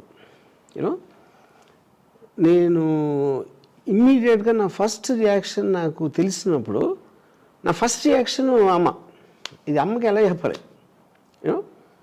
అప్పుడు నేను ఎక్కడ ఆ టైంలో ఒక ఎస్టీడీ బూత్ ఉండేది, సెల్ ఫోన్స్ ఇవ్వ టైంలో. ఎస్టీడీ బూత్లోంచి ఫోన్ చేసి అక్కడ చెప్పాడు నాకు, నా ఫాదర్ ఎక్కడో భీమవరంలో ఆయనకు హార్ట్ అటాక్ వచ్చింది. ఇంట్లో. కానీ ఏంటి, అది మా సిస్టర్ విజయ నన్ను నిద్రపోతూ ఉంటే లేపింది. బుజ్జి ఫోన్ చేసాడు అర్జెంటుగా నీతో మాట్లాడాలని. సో నేను ఆ బుజ్జి అంత క్లోజ్ కూడా కాదు నాకు, నిద్ర లేపి ఎందుకు చెప్తాను, వెళ్ళి నేను మాట్లాడితే పక్కన ఎవరైనా ఉన్నారన్నాడు. సో అక్కడ అమ్మకి విజయకు డౌట్ వచ్చింది, ఏంటి బుజ్జి రాముతో ఇంత అర్జెంటుగా ఏంటి పని ఏడుతో అని. సో అప్పుడు నేను వెళ్ళి బయట నుంచి ఫోన్ చేసి తెలిసాక నేను వెనక్కి వస్తా ఉట్టి అమ్మకి ఎలా చెప్పాలని ప్రాక్టీస్ చేస్తున్నాను. ఇక్కడ వచ్చేసి నేను గట్టిగా నాన్న అంటే చాలా క్యాజువల్గా చెప్పాను, నాన్నగారికి ఏదో చిన్న గుండె నొప్పి వచ్చిందంట, నేను ఇక్కడికి తీసుకొచ్చేయమని చెప్పాను నాన్న. దానికి అమ్మ అంటే షీ వాజ్ సస్పెక్టింగ్ ఏదో జరుగుతుంది. ఎప్పుడైతే నాన్న పేరు చెప్పానో షీ కొలాప్స్. అక్కడి నుంచి నేను ఇంకా పెద్ద డ్రామా ఆడేసి ఎవరు ఇంటికి రావద్దని చెప్పి అది చెప్పి ఏదో అంతా చేసాను. దీని మొత్తంలో నేను అసలు మర్చిపోయాను. నేను ఎంతసేపు అమ్మకి ఎంత కేర్ఫుల్గా చెప్పాలి, ఎలాగ రివీల్ చేయాలి అనే ఒక స్క్రీన్ ప్లే రాయటంలో బిజీగా ఉన్నాను నేను బేసిక్గా. అయిపోయిన తర్వాత ఒకసారి బాడీ వచ్చేసిన తర్వాత నేను వెళ్ళి అంటే మనం తన హ్యాపీ మూమెంట్స్ని గుర్తుపెట్టుకున్నాం. ఇప్పుడు ఆయన ఫోటో పెట్టి ఇక్కడ దండ పెట్టి ఆ 11వ రోజు ఇవన్నీ మాత్రం దయచేసి చేయొద్దు. దీనికి ముందేంటి మా ఫాదర్ ఏమో ఆయన బాడీని డొనేషన్కి ఇవ్వాలి, ఐస్ డొనేట్ చేయాలి ఏదో చెప్పారు. ఇప్పుడు ఆ టైంలో nobody wants to see that. అంటే ఇప్పుడు మనం నిన్నటి వరకు మనతో ఉన్నప్పుడు నేనేమో నాన్నగారు కోరారు కదా, అది ఎలా మనం అవాయిడ్ చేస్తాం అనే దాంట్లో కొంచెం ఆల్మోస్ట్ ఫోర్స్ఫుల్గా మాట్లాడాను. అప్పుడు అమ్మాయి ఏడుస్తా నీ ఇష్టం అన్నట్టు అన్నాడు. ఇప్పుడు అయిపోయిన తర్వాత ఐస్ డొనేషన్ అది చూసి అది నేను విపరీతంగా ఐ ఫెల్ట్. ఎందుకంటే అన్ని సంవత్సరాలు వాళ్ళిద్దరూ కలిసి ఉన్నప్పుడు నేనేదో పెద్ద తక్కువ లాజిక్ తీసుకొచ్చి, అండ్ ఎందుకంటే life is for the living not for the dead. Father పోయారు, ఆయనకి అయితే తెలియదు ఏమవుతుందో.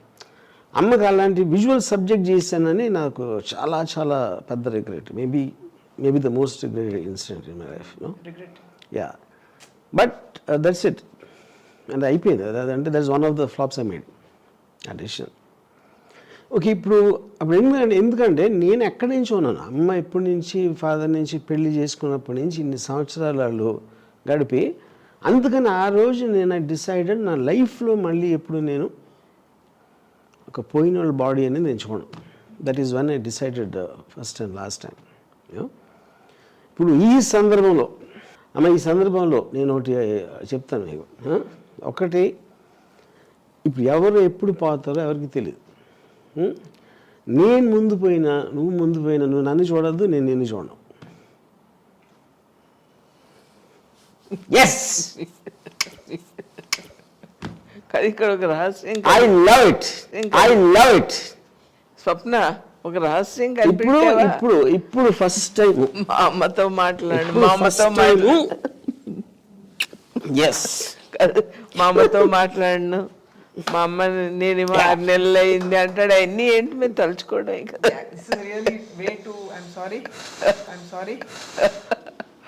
ఏమిటి పెద్ద దొంగ ఓకే. తనకు తానే బయట పెట్టేసుకున్నాడు. ఇంతకన్నా అండర్స్టాండింగ్ ఉంటుందా? ఉండదు. యా, కాదు 20 ఏళ్ల కొడుకు, కానీ ఇది గుర్తుపెట్టుకోండి, అమ్మ 100% పాటిస్తుంది, నాకు తెలుసు అది. అది 20 ఏళ్ల కొడుకు చెప్పడం వేరు స్వప్న. 20 ఏళ్ల కొడుకు మా అమ్మ ఇష్టం, మా చెల్లెలు ఇష్టం, మా తమ్ముడు ఇష్టం అంటాడు. సరిగ్గా 4 ఏళ్ళకి మారిపోతాడు. దానికి ఆ చెల్లెలకి ఏమి ఇచ్చేస్తున్నారో అని చూస్తుంటాడు అమ్మ నాన్న. అలాంటిది ఈ పిల్లోడు అసలు 20 ఏళ్ళ వయసులో ఏ ప్రేమ ఉందో కుటుంబం అంటే ఇప్పుడు కూడా అదే ప్రేమ. దాంట్లో అసలు ప్యూర్ అంటే ప్యూర్. కుటుంబ వ్యవస్థ నమ్మను. తెలీదు. ఇది నేను 100% ఫస్ట్ ఇది చెప్తున్నాను నేను. ఇప్పుడు మీరు ఒక పర్టికులర్ పాయింట్లో మీ ఇంట్లో ఉంటారు కాబట్టి మీరు ఆ వ్యక్తితో ఇంటరాక్షన్ ఎక్కువ ఉంటుంది కాబట్టి దాని మూలాన మీకు ఒక ఎమోషన్ డెవలప్ అవుతుంది. కానీ అదే ఎమోషన్ ముందుకెళ్ళి మీకు కంపం ఉంచుతుంది. ఎందుకంటే ఆ రిలేషన్షిప్స్ మూలానే మీకు అవన్నీ ఒక జైల్లాగా తయారవుతాయి. ఇది అవ్వట్లేదని బాధపడి ఆడ అలా అయిపోయాడని ఇది అయిపోయి ఇలా నన్ను అన్నాడు అని, ఇదంతా కూడా ఫ్యామిలీ ఆస్పెక్ట్ అనేది అసలు అవుట్డేటెడ్ సిస్టమ్. అది ఇప్పుడు నేను చాలా స్ట్రాంగ్గా నమ్ముతాను. ఆ కాన్షియస్నెస్ అనేది ఏది, what is the bond you have? మీరు ఎవరినైనా నేను దట్స్ వాట్ ఐమ్ సేయింగ్. కాదు అదే అంటున్నాను, ఒకవైపున ఎమోషన్ ఉంది, దెన్ దానికి కనెక్టెడ్ అయ్యి మీకు ప్రాబ్లమ్స్ వస్తాయి తర్వాత. ఇంకో రహస్యం చెప్పనా? చెప్పండి. ఇప్పుడు నాతో చూడాలి, మాట్లాడాలి, అలా అంటే దొరికేస్తాడు. అమ్మ నీతో మాట్లాడాలని ఉంది అంటే దొరికేస్తాడు కదా. అందుకని ఒక 50 మందిని భోజనాన్ని పిలిచి అమ్మ వాళ్ళని పిలిచాను నువ్వు కూడా రావా అంటాడు. అది ఇప్పుడు ఇది ఈ ప్రోగ్రామ్ కూడా నాతో మాట్లాడి ఉండాలని ఉంది. అమ్మ నీతో 2 గంటలు ఉండాలని ఉందన్న ఓడిపోయినట్టు ఉంటుంది. అందుకని తన చేతిలో ఉంది కనుక ఇది ఏర్పాటు చేసేసాడు. 100%. ఎందుకంటే ఇప్పుడు నాకు ఓన్లీ ఫ్యామిలీ మెంబర్స్తో ఉన్నప్పుడు లిమిటేషన్ వచ్చేస్తుంది టాక్. ఇప్పుడు ఫర్ ఎగ్జాంపుల్ నేను ఈ మధ్యన I really enjoying company of my sister. కానీ ఏంటి, మా సిస్టర్ ఒక్కరు కాకుండా తన ఫ్రెండ్ లేకపోతే తన ఫ్రెండ్స్ లేకపోతే ఏదో సందర్భంలో వచ్చినప్పుడు ఒక మిక్స్ మ్యాచ్ ఉంటుంది. నేను ఉట్టి విజయతోనే ఉంటే నాకు తెలియదు, ఏం ఆడదు తెలియదు. అది నా పాయింట్. సో అది తన ఏంటి అప్పుడు ఏమవుతుంది, సిస్టర్ రోల్ నుంచి one of the friends companions ఏదో దాంట్లో వస్తుంది అన్నమాట. నేను సిస్టర్ లాగా చూస్తే నేను క్లైమ్, ఇప్పుడు లేకపోతే నా కోటి ఉన్నాడు నా బ్రదర్, అసలు నేను కోటితో మాట్లాడాను, అసలు నా రేవతితో మాట్లాడాను ఫర్ ఎగ్జాంపుల్, నాకు ఏమంటా తెలియదు అసలు నాకు.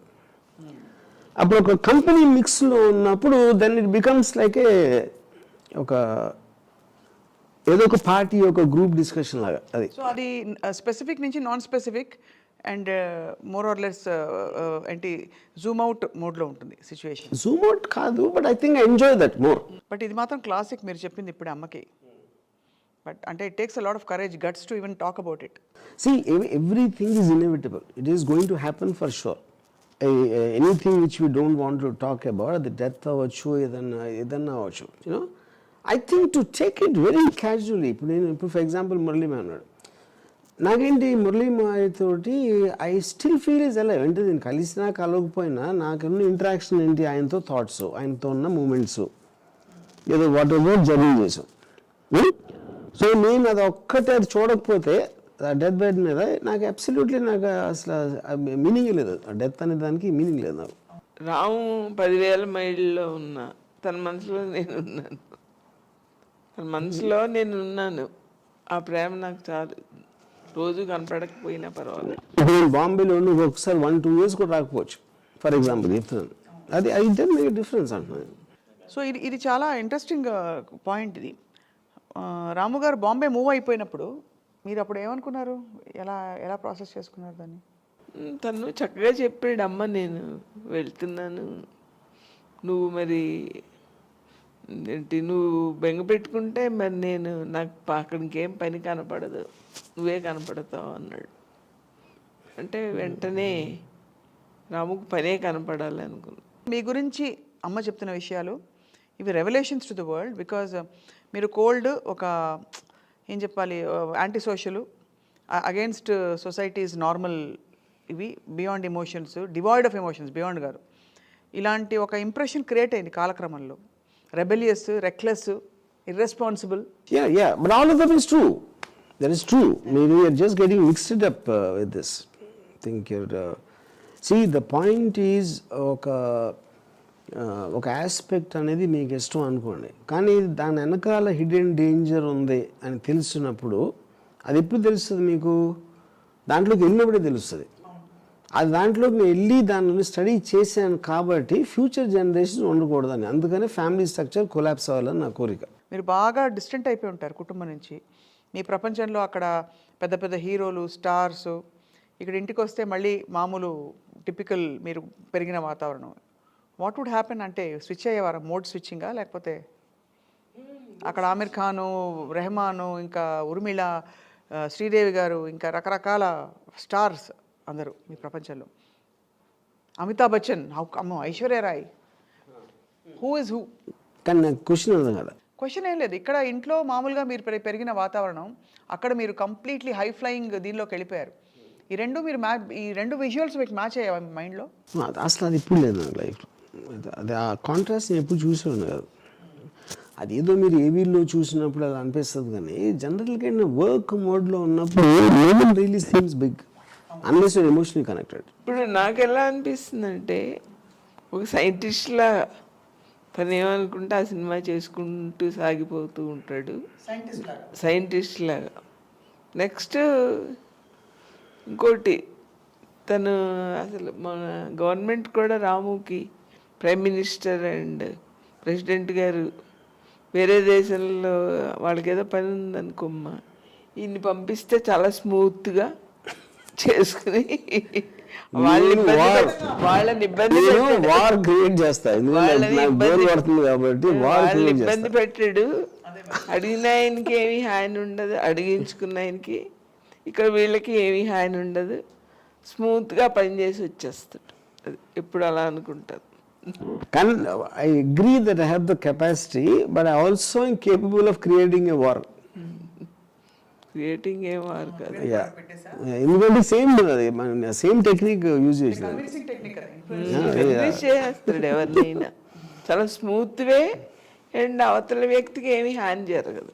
ఇంట్లో సరే రాము గారు ఆయన మ్యారేజ్ వర్కౌట్ అవ్వలేదు, విడిపోయారు. మళ్ళీ పెళ్లి చేసుకున్నా అన్న, లేకపోతే ఇంకొక అమ్మాయిని చూద్దాం, లేకపోతే నువ్వు చూసుకుంటున్నావా, ఇలా విన్నాను నీ గురించి, పలానా అమ్మాయితో నీకేమన్నా లింకప్ ఉందని చదివాను ఎక్కడో పుస్తకంలో. ఈ సందర్భాలు వచ్చాయి ఎప్పుడైనా? అసలు ఇంత మెచ్యూరిటీ ఉన్న అబ్బాయికి నేను పెళ్లి చేసుకోమని చెప్పడం ఏంటి?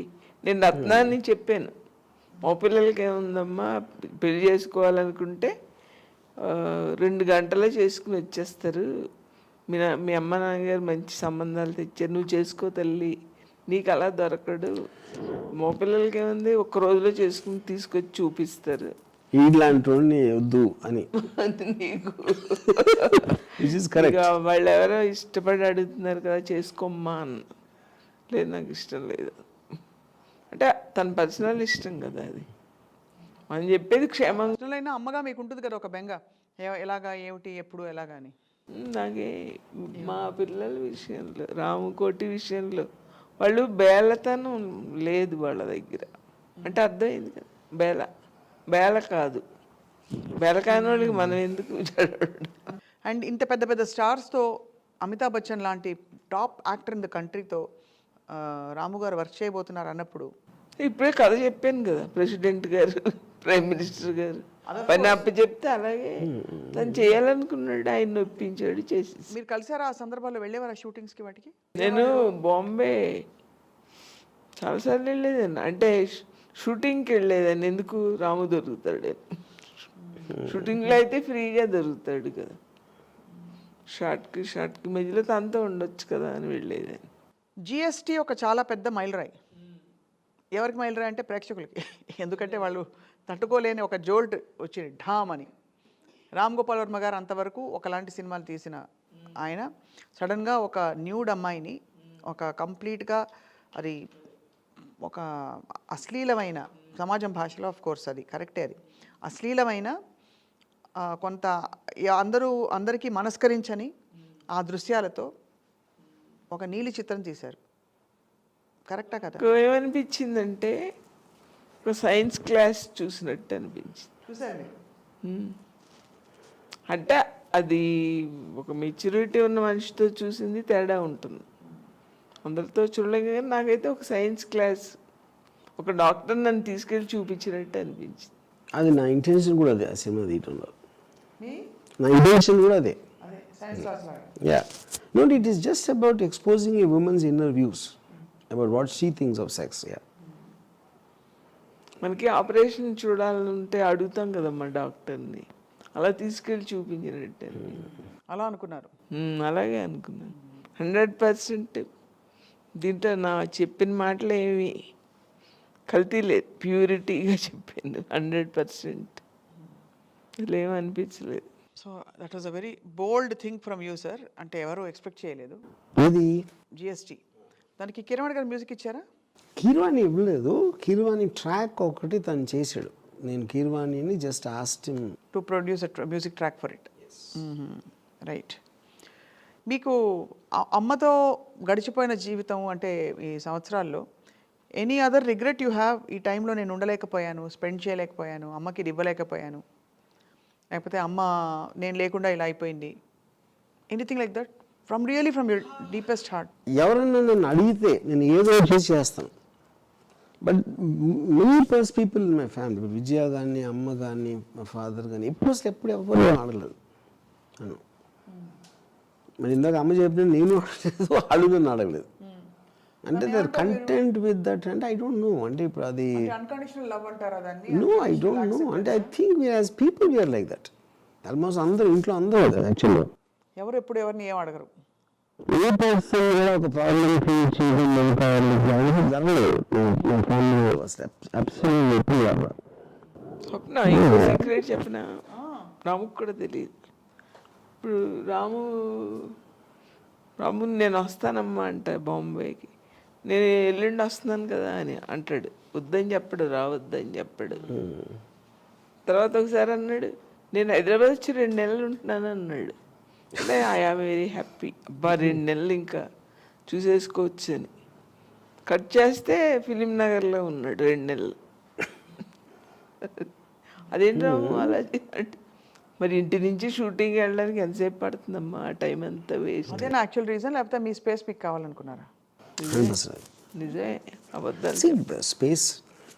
స్పేస్ అంటే నేను చెప్పాను కదా ఇందాక, నాకు ఇప్పుడు ఒక ఇంట్లో నేను కంటిన్యూస్గా వర్క్ చేస్తూ ఉంటాను. ఏదో ఇంటర్నెట్, స్క్రిప్ట్, యాక్సిలేటర్.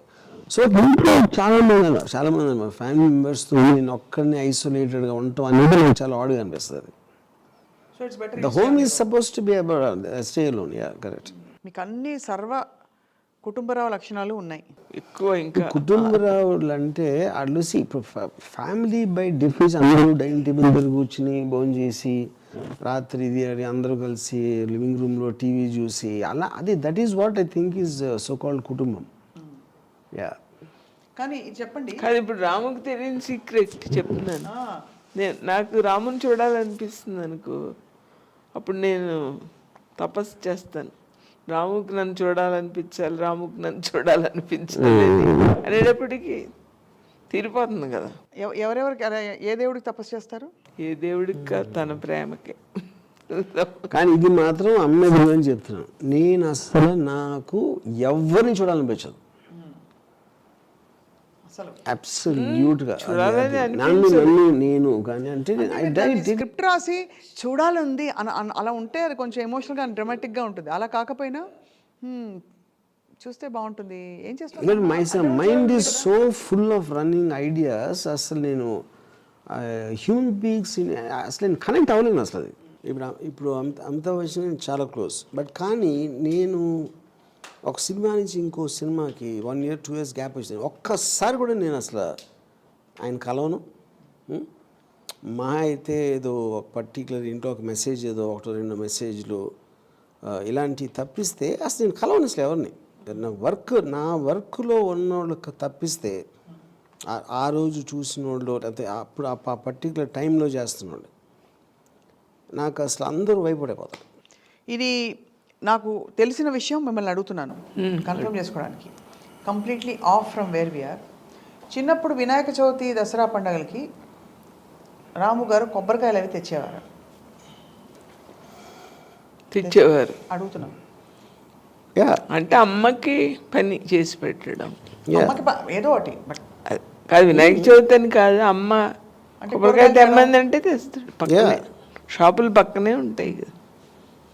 పైగా హాలిడేస్ నేను కూర్చునేవాడిని Vinayaka Chavithi whatever that is and everything చేసేవాడు నేను. అంటే ద పాయింట్ ఏంటి అక్కడ Vinayaka Chavithi like for the ఉండ్రాళ్ళు 2-3 రోజులు చదువుకోకలా పుస్తకాలు అక్కడ పెట్టి అది నా మెయిన్ ఇంట్రెస్ట్. ఎప్పుడు చెబుతాడు బుక్స్ ప్యాక్ అక్కడ పెట్టేసి చేసి మళ్ళీ 3 రోజులు ముట్టుకోపోతే ఫుల్ హ్యాపీ, హోంవర్క్లు చేయక్కర్లేదు. సో నాకు ఇప్పుడు మా నాన్నమ్మ ఉండేవారు మా ఇంట్లో. మా నాన్నమ్మ మెయిన్ రీజను నేను నాస్తికుడు అవడానికి మెయిన్ రీజన్ ఆవిడ. ఎందుకంటే ఆవిడ రామకోటి 5 times రాశారు ఆవిడ. 5 times అంటే ఈచ్ టైమ్ 100 books. ఆ రాస్తా మధ్యలో మా అమ్మని తిట్టేవారు, మధ్యలో నన్ను తిట్టేవారు. ఏంటి రాస్తున్న టైంలో అది ఇంకా బెస్ట్ అది. సో అక్కడితోటే నాకు ఫస్ట్ అసలు యాంటీ గాడ్ అనేది ఆవిడ నుంచి స్టార్ట్ అయింది నాకు. అంటే రామకోట రాస్తూ మనసులో నిర్మలంగా. అంటే ఇప్పుడు టెక్నికల్గా ఆవిడకన్నా భక్తురాలు లేరు, ఎందుకంటే ఆవిడ పొద్దున్న నుంచి రాత్రి పడుకునే వరకు రాస్తూ ఉంటారు. మళ్ళీ ఈ మధ్యన 1-2 గంటలు గ్యాప్ ఉండే పూజ. మళ్ళీ 90 years ఓల్డ్ ఉమెన్ రోజంతా 12-14. సో అప్పుడు అది అయిపోయిన తర్వాత ఆవిడ లాస్ట్ డేస్లో ఆవిడకి పారాలసిస్ వచ్చింది.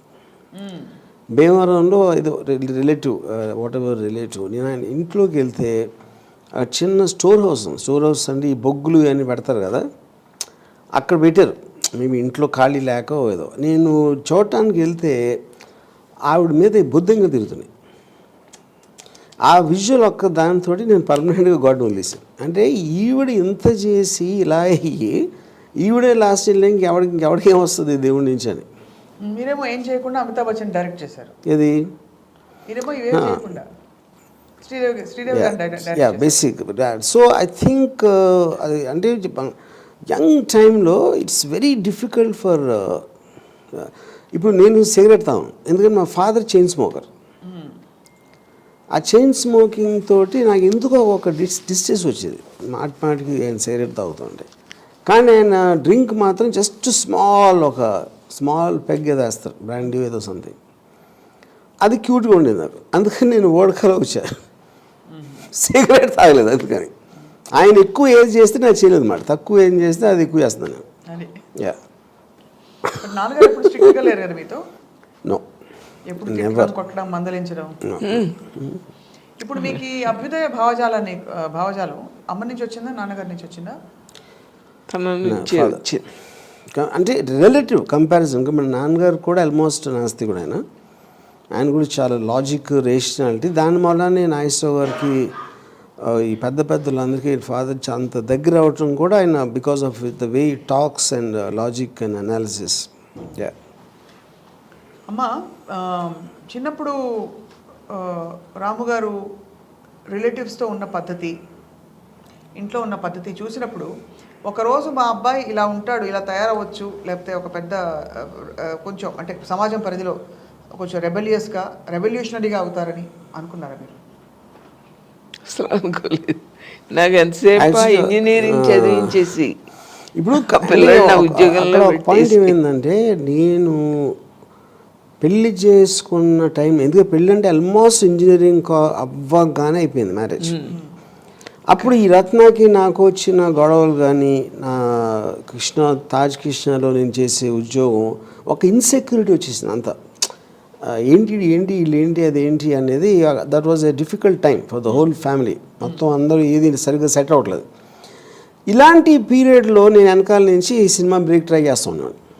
యా.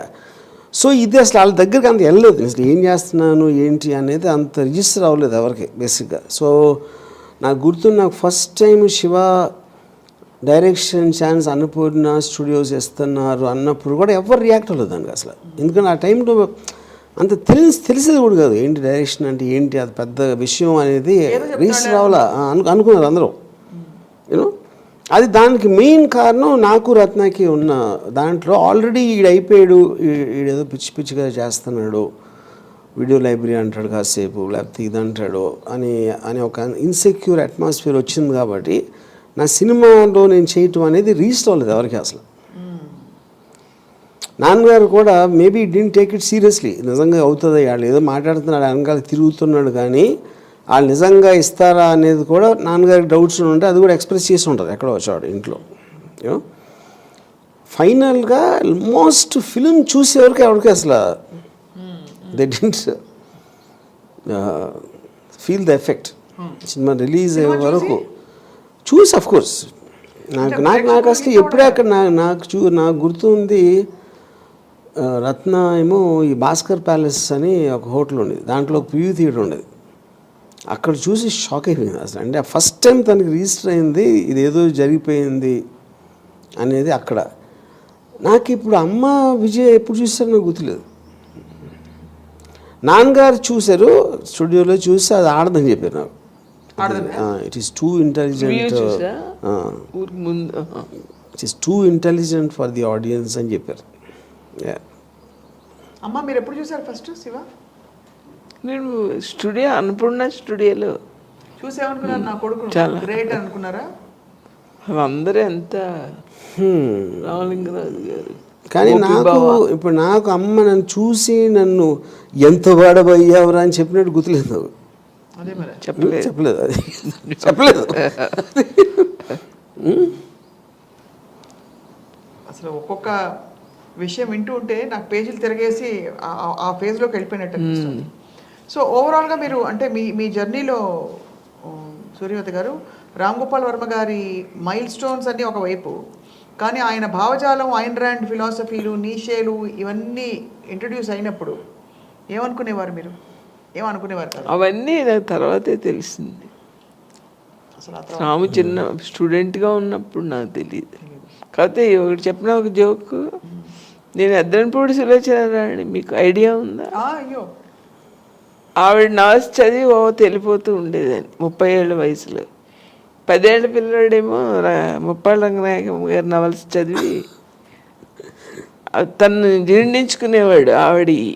నేనేమో ఎద్దనపూడి సులోచనారాణి గారి నవల్స్, ఆహా ఇలా ఉండాలి నవల్ అంటే. ఆవిడ ఆ నగ్న సత్యాలు రాస్తే మనకేం నచ్చుతుంది. పేర్లు మాత్రం దేవుడి పేర్లు పెట్టారు కదా రాము గారికి, రామ్ గోపాల్.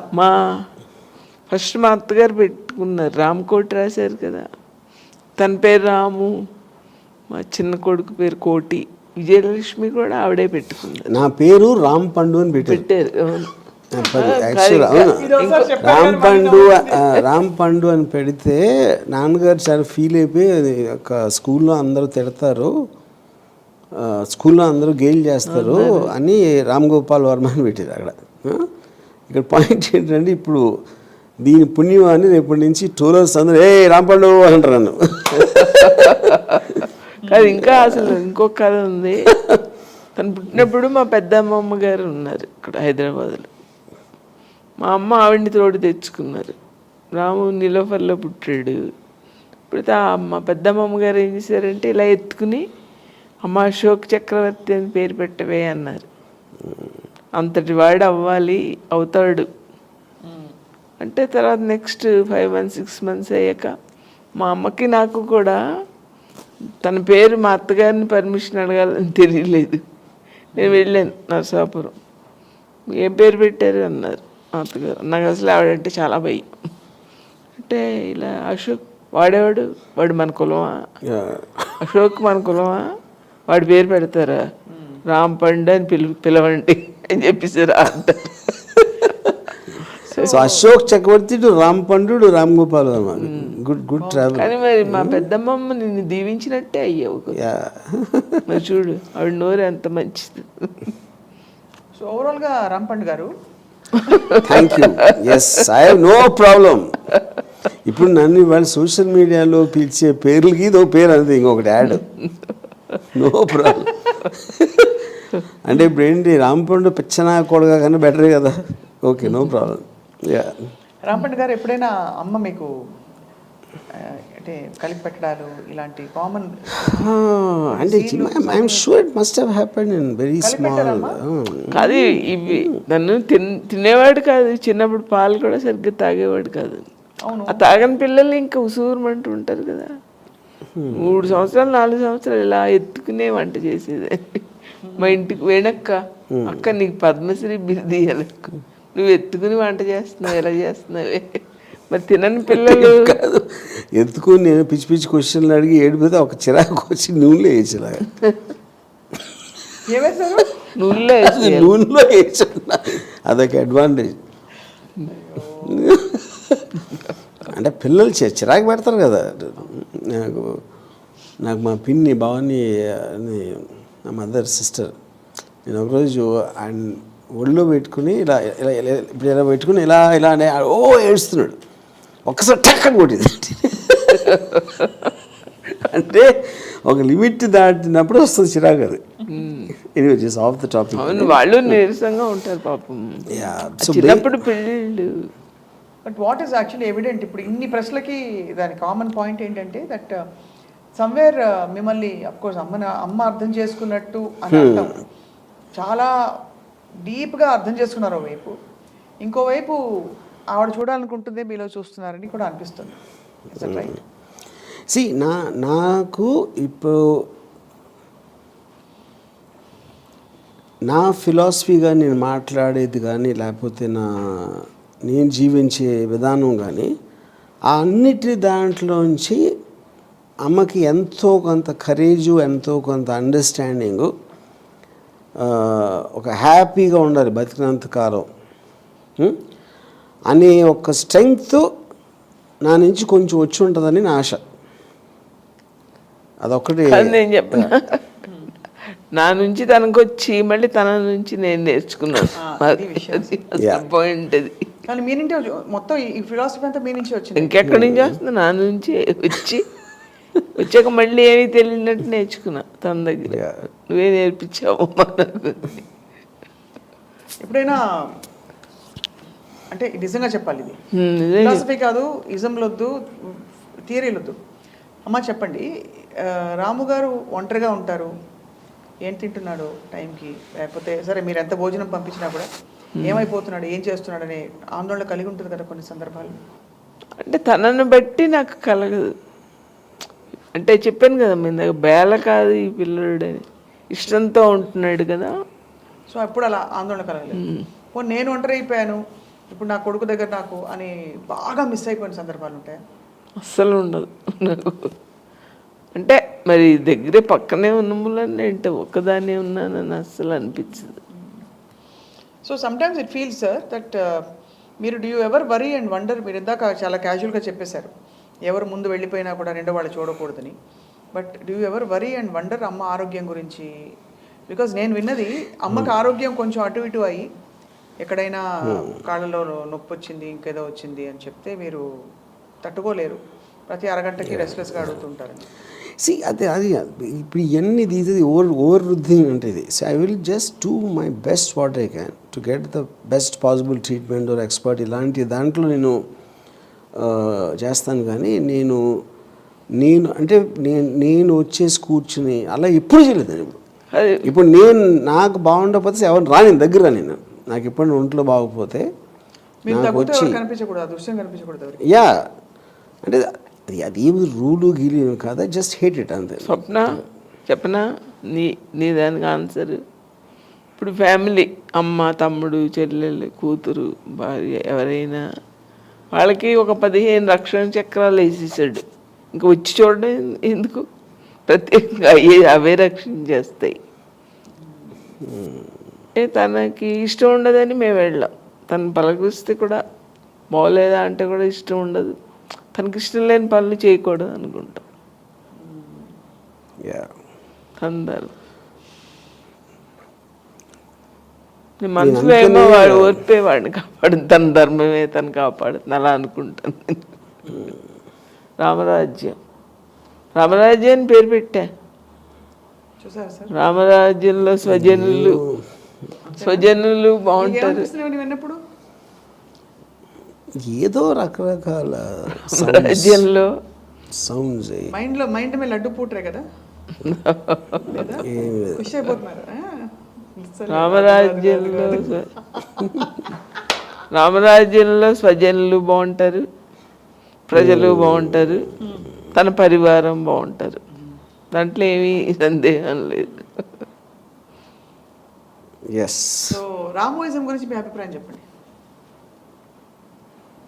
చాలా అద్భుతం. అంతకంటే అది కూడా స్వప్న చేసిన మూలాలు. నా గురించి కాదండి, నాకు ఇద్దరు సమానమే. నీ వల్ల ఇలా అయింది, ఆయన వల్ల అని అలా ఇద్దరు ఉండాలి. అంటే ఇంత గొప్ప ఫిలాసఫీ ఈ తరం ఒక కల్ట్, అంటే ఒక ఇజం అయిపోయింది. యంగ్స్టర్స్ అందరూ బాగా కనెక్ట్ అయిపోయిన కొన్ని ఫండమెంటల్స్. అవును, చూసినప్పుడు మీకేమనిపిస్తుంది? నా కొడుకులో ఇంత కాదు. నేను భీమవరం వెళ్తే 60 years 70 years లేడీస్ వచ్చి అమ్మా చాలా నచ్చిందమ్మా చాలా నచ్చింది. వాళ్ళు అసలు బయట ప్రపంచం అంటే ఏంటో తెలియదు, ఊరికే టీవీ చూస్తారు అంతే.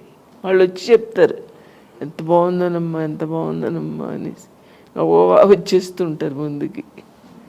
పెళ్ళిళ్ళకి అది వెళ్తాం కదా. సో అయితే మీకు మీ అబ్బాయి ప్రపంచానికి ఎలా కనిపించినా అమ్మ కంటికి ఎలా కనిపిస్తారు చెప్పండి, ఉన్నమాట చెప్పండి.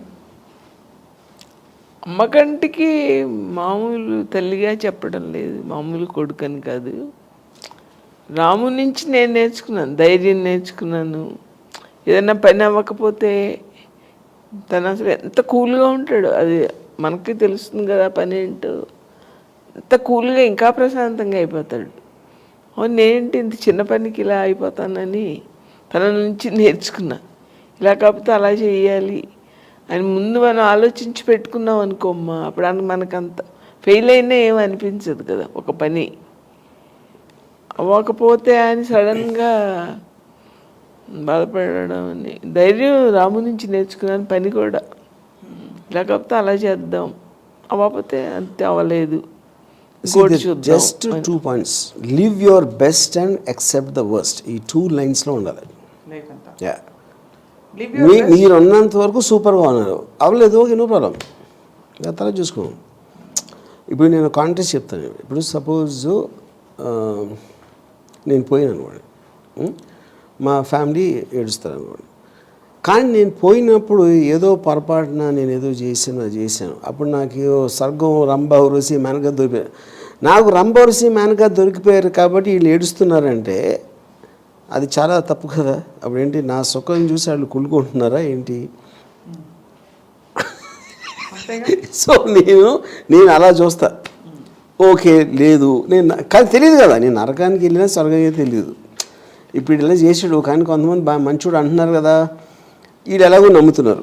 అప్పుడు వాళ్ళ పాయింట్ ఆఫ్ వ్యూలో, మా మదర్ సిస్టర్ పాయింట్ ఆఫ్ వ్యూలో నేను చాలా మంచివాడిని.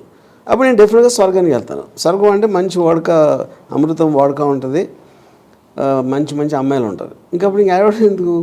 అందరూ సెలబ్రేట్ చేసి గంతులేని రోడ్డు మీద డాన్స్ చేయాలి నేను పోతే. అది నిజమైన ప్రేమ అంటే అది.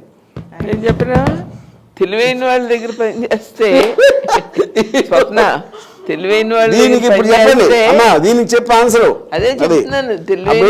నువ్వు ఆల్రెడీ ఒప్పుకున్నావు, నేను పోతే కనుక నువ్వు డాన్స్ చేయాలి. కాదు అదే చెప్తున్నా, తెలివైన వాళ్ళ దగ్గర పని చేస్తే నాకు కూడా వస్తుంది కొంచెం తెలివి. నువ్వు చెప్పేదంతా అర్థమైంది. కానీ నువ్వు ఆల్రెడీ కమిట్ అయిపోయావు, అంతే అయిపోయింది. మీరందరూ సరే గుర్తు చేసుకోండి. ఇప్పుడైతే మరి మీరు చెప్పారు, మీకు అమ్మాయి ఎలా కనిపిస్తారు చెప్పండి, మీరు యోగిలాగా నేను ఎంత చెప్పాను కదా, నా ఇన్ ద కాంటెక్స్ట్ ఆఫ్ నా రిలేషన్షిప్లో ఎవరైనా నన్ను రిస్ట్రిక్ట్ చేయకుండా నా నన్ను వదిలేసి నా ఫ్రీడమ్కి వాల్యూ వచ్చినందుకు, ఎందుకంటే ఆ కాంట్రిబ్యూషన్ ఆ టైంలో లేకపోతే నాకు ఇలా ఈ జర్నీలో వెళ్ళటానికి ఛాన్స్ వచ్చేది కాదు.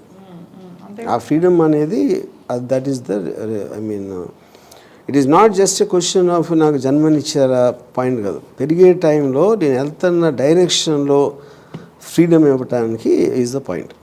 అలా అవన్నీ ఇచ్చారు కాబట్టి వాట్ యా అంతే, ఓన్లీ దట్. కాబట్టి వాట్ అంటే అందుకనే I value her in my life. అది యా జన్మనిచ్చినందుకు ఇవ్వను నేను. యా ఎందుకంటే జన్మ ఎవరు కూడా ఒక పర్టికులర్ పర్సన్ని పుట్టించడానికి ఎవరు చేయరు. పెంచటం అనేది that is completely different. Yeah yeah Ramu గారికి ఇంకేమైనా అవార్డ్స్ రావాలి అలాంటి ఏమైనా కోరికలు ఉన్నాయా? పద్మశ్రీ, పద్మభూషణ్, భారతరత్న నేను ఇచ్చాను కదా యోగి సైంటిస్ట్ అవార్డులు చాలా. ఇంకే అలా ఎవరు ఇవ్వలేదు కదా ఇంతవరకు. పోనీ ఎవరైనా విన్నావా? ఇంకోటి నా గురించి తెలిసిన వాళ్ళు ఎవరికైనా సరే అవార్డ్స్ కాన్సెప్ట్లో వీడికి పద్మభూషణ్ కన్నా పద్మ అంటే ఎక్కువ ఇష్టం ఉంటుందని తెలుసు. అప్పుడు పద్మభూషణ్ ఎందుకు?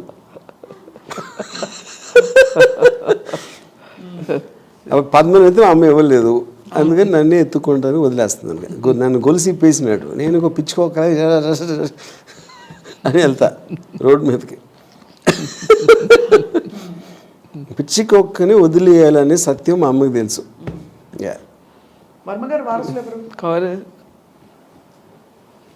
రామా ఎందుకు ఇద్దరు ఉన్నారు కదా అమెరికాలో.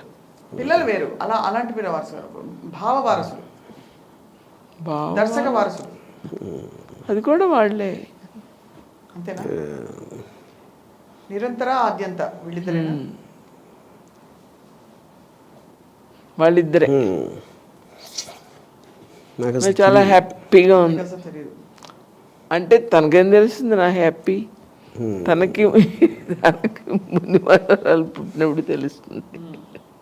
సో ఒక క్వశ్చన్ మర్చిపోయావు. రేవతి గారు, రామ్ గోపాల్ వర్మ గారి అనుబంధం ఎలా ఉంటుంది మీ కళ్ళలో?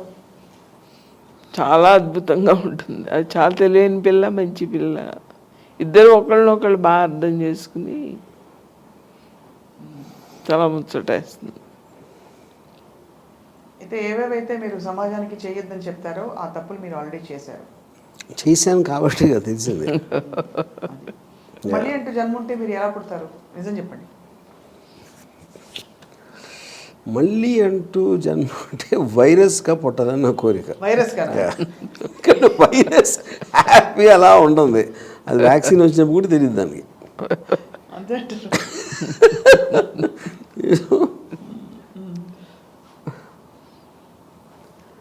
So the point at the end of the whole thing is I still want to say relationships are dangerous.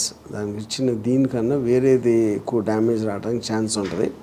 ఎంత ఎక్కువ దగ్గర అయితే అంత ఎక్కువ డ్యామేజ్ అవ్వడానికి ఛాన్స్ ఉంటుంది. అది మాత్రం నేను వదలను. సో ఇవన్నీ పెరిఫరీలో కమిట్ అయిపోయాం కాబట్టి ఇంతవరకు ఓకే. ఇప్పుడు నేను పేరెంట్స్ని పిల్లలు పుట్టించకూడదని చెప్తాను. ఎందుకు చెప్తాను అది? ఫస్ట్ ఆఫ్ ఆల్ వాళ్ళు ఏముంటుందని మీ మెడకి గుదిబండ్లు అవుతారు. వాళ్ళని పెంచి పెద్ద చేసి వాడు ఏం చేస్తాడో తెలీదు, ఏమవుతాడో తెలీదు.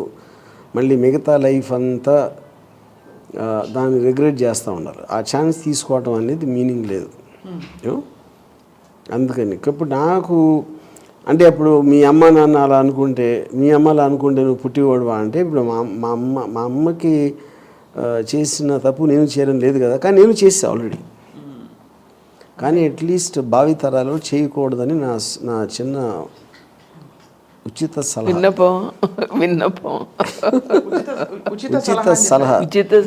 రామ్ గోపాల్ వర్మ గారు, ఇప్పుడు అమ్మ గురించి అమ్మతో మాట్లాడాం కాబట్టి మంచి అమ్మ మీద పాట పాడండి. మీరు పాట అమ్మ మీద పాట ఏ పాట వస్తే ఆ పాట పాడండి. అదే మేము అమ్మకు అన్వయించుకుంటాం. ఈ పాట వస్తున్నాను సార్. జస్ట్ ఈ జీవన తరంగాలలో ఆ దేవుని చదరంగంలో యోగి ఎంత అది మంచి మీరు సింగర్ అవ్వాల్సింది. యాక్చువల్లీ ఈ కోణం ఎవరు చూడలేదు. మీరు తప్పకుండా మళ్ళీ ఒక గొప్ప సింగర్గా పుట్టి అదే టైంలో మనకి గొప్ప సింగర్గా పుట్టడం ఎందుకు, ఇప్పుడే అయిపోయాడు కదా. ఇప్పుడు అయిపోవచ్చు కానీ నేను న్యాచురల్గా నాకు వచ్చే పని చంపరా టన్ టన్ టన్ టన్ టన్ టన్ టన్ అది రక్త చరిత అది జీవన తరంగాలు లాంటి సినిమా పాట నేను లైఫ్లో పాడిన ఇప్పుడు. అది ఇవాళ మనసు నిండిపోయింది, బట్ చాలా ఎమోషనల్గా ఉంది నాకు కూడా. అంటే ఆ మాట అనేసరికి ఇందాక నుంచి ఎవరిని చూడకూడదని చెప్పారు కదా, అది ఎక్కడో కొంచెం అనిపించేలా ఉంది. అందుకని అది అర్థం అవ్వాలంటే తెలివి ఉండాలి. నాకు లేదంటారు ఇది మీకు అనిపిస్తే అలా, అదే సెలబ్రేషన్ మ్యాన్. అంతే. Yeah. That is, but so if celebration, then why? What is there not to see? What is there not to see? If it's Because I don't want that visual. I mean, I want a okay, thought. but if it's a celebration, no, celebration appudu you don't want a dark image, no. ఓహో, అది point అక్కడ. ఆ image మాత్రం డార్కే. Yeah. I thought image. ఇప్పుడు నేను పోయినప్పుడు మా mother dance చేసేసింది అనుకోండి మ్యూజిక్ తోటి. ఎందుకు అరే మావాడికి రాంబాజీ మ్యాన్గా దొరికారు వచ్చి అంటే అప్పుడు అది నిజమైన కాంప్లిమెంట్ అది. అంతేకాని వాడి మనసు ఇది వాడు ఎమోషన్ ఉంది అది కాదు. అంతే అంటారు. యా. అమ్మా మీరు ఒప్పుకుంటారా? అయిపోయింది, కమిట్. ఇంకా వద్దు అంతే. ఇంకా no more questions, just wrap up. Right sir, we are all actually thrilled ఇవాళ. అమ్మని మిమ్మల్ని సూర్యవతి గారు మీకు ధన్యవాదాలు ఇంత సమయం మాకు కేటాయించినందుకు. అండ్ రామ్ గోపాల్ వర్మ గారు, as always grateful to you sir for this time and for sharing something very very personal with all of us. నాకు ఏది పర్సనల్ కాదు, నాకు అన్ని పబ్లికే. అంటే మీరు స్పెషల్ అని చెప్తూ ఉంటే మీరు కాదంటున్నారు. Yeah. Thank you very much. ఇది ఇవాల్టి Ramoism plus. Thank you all for watching.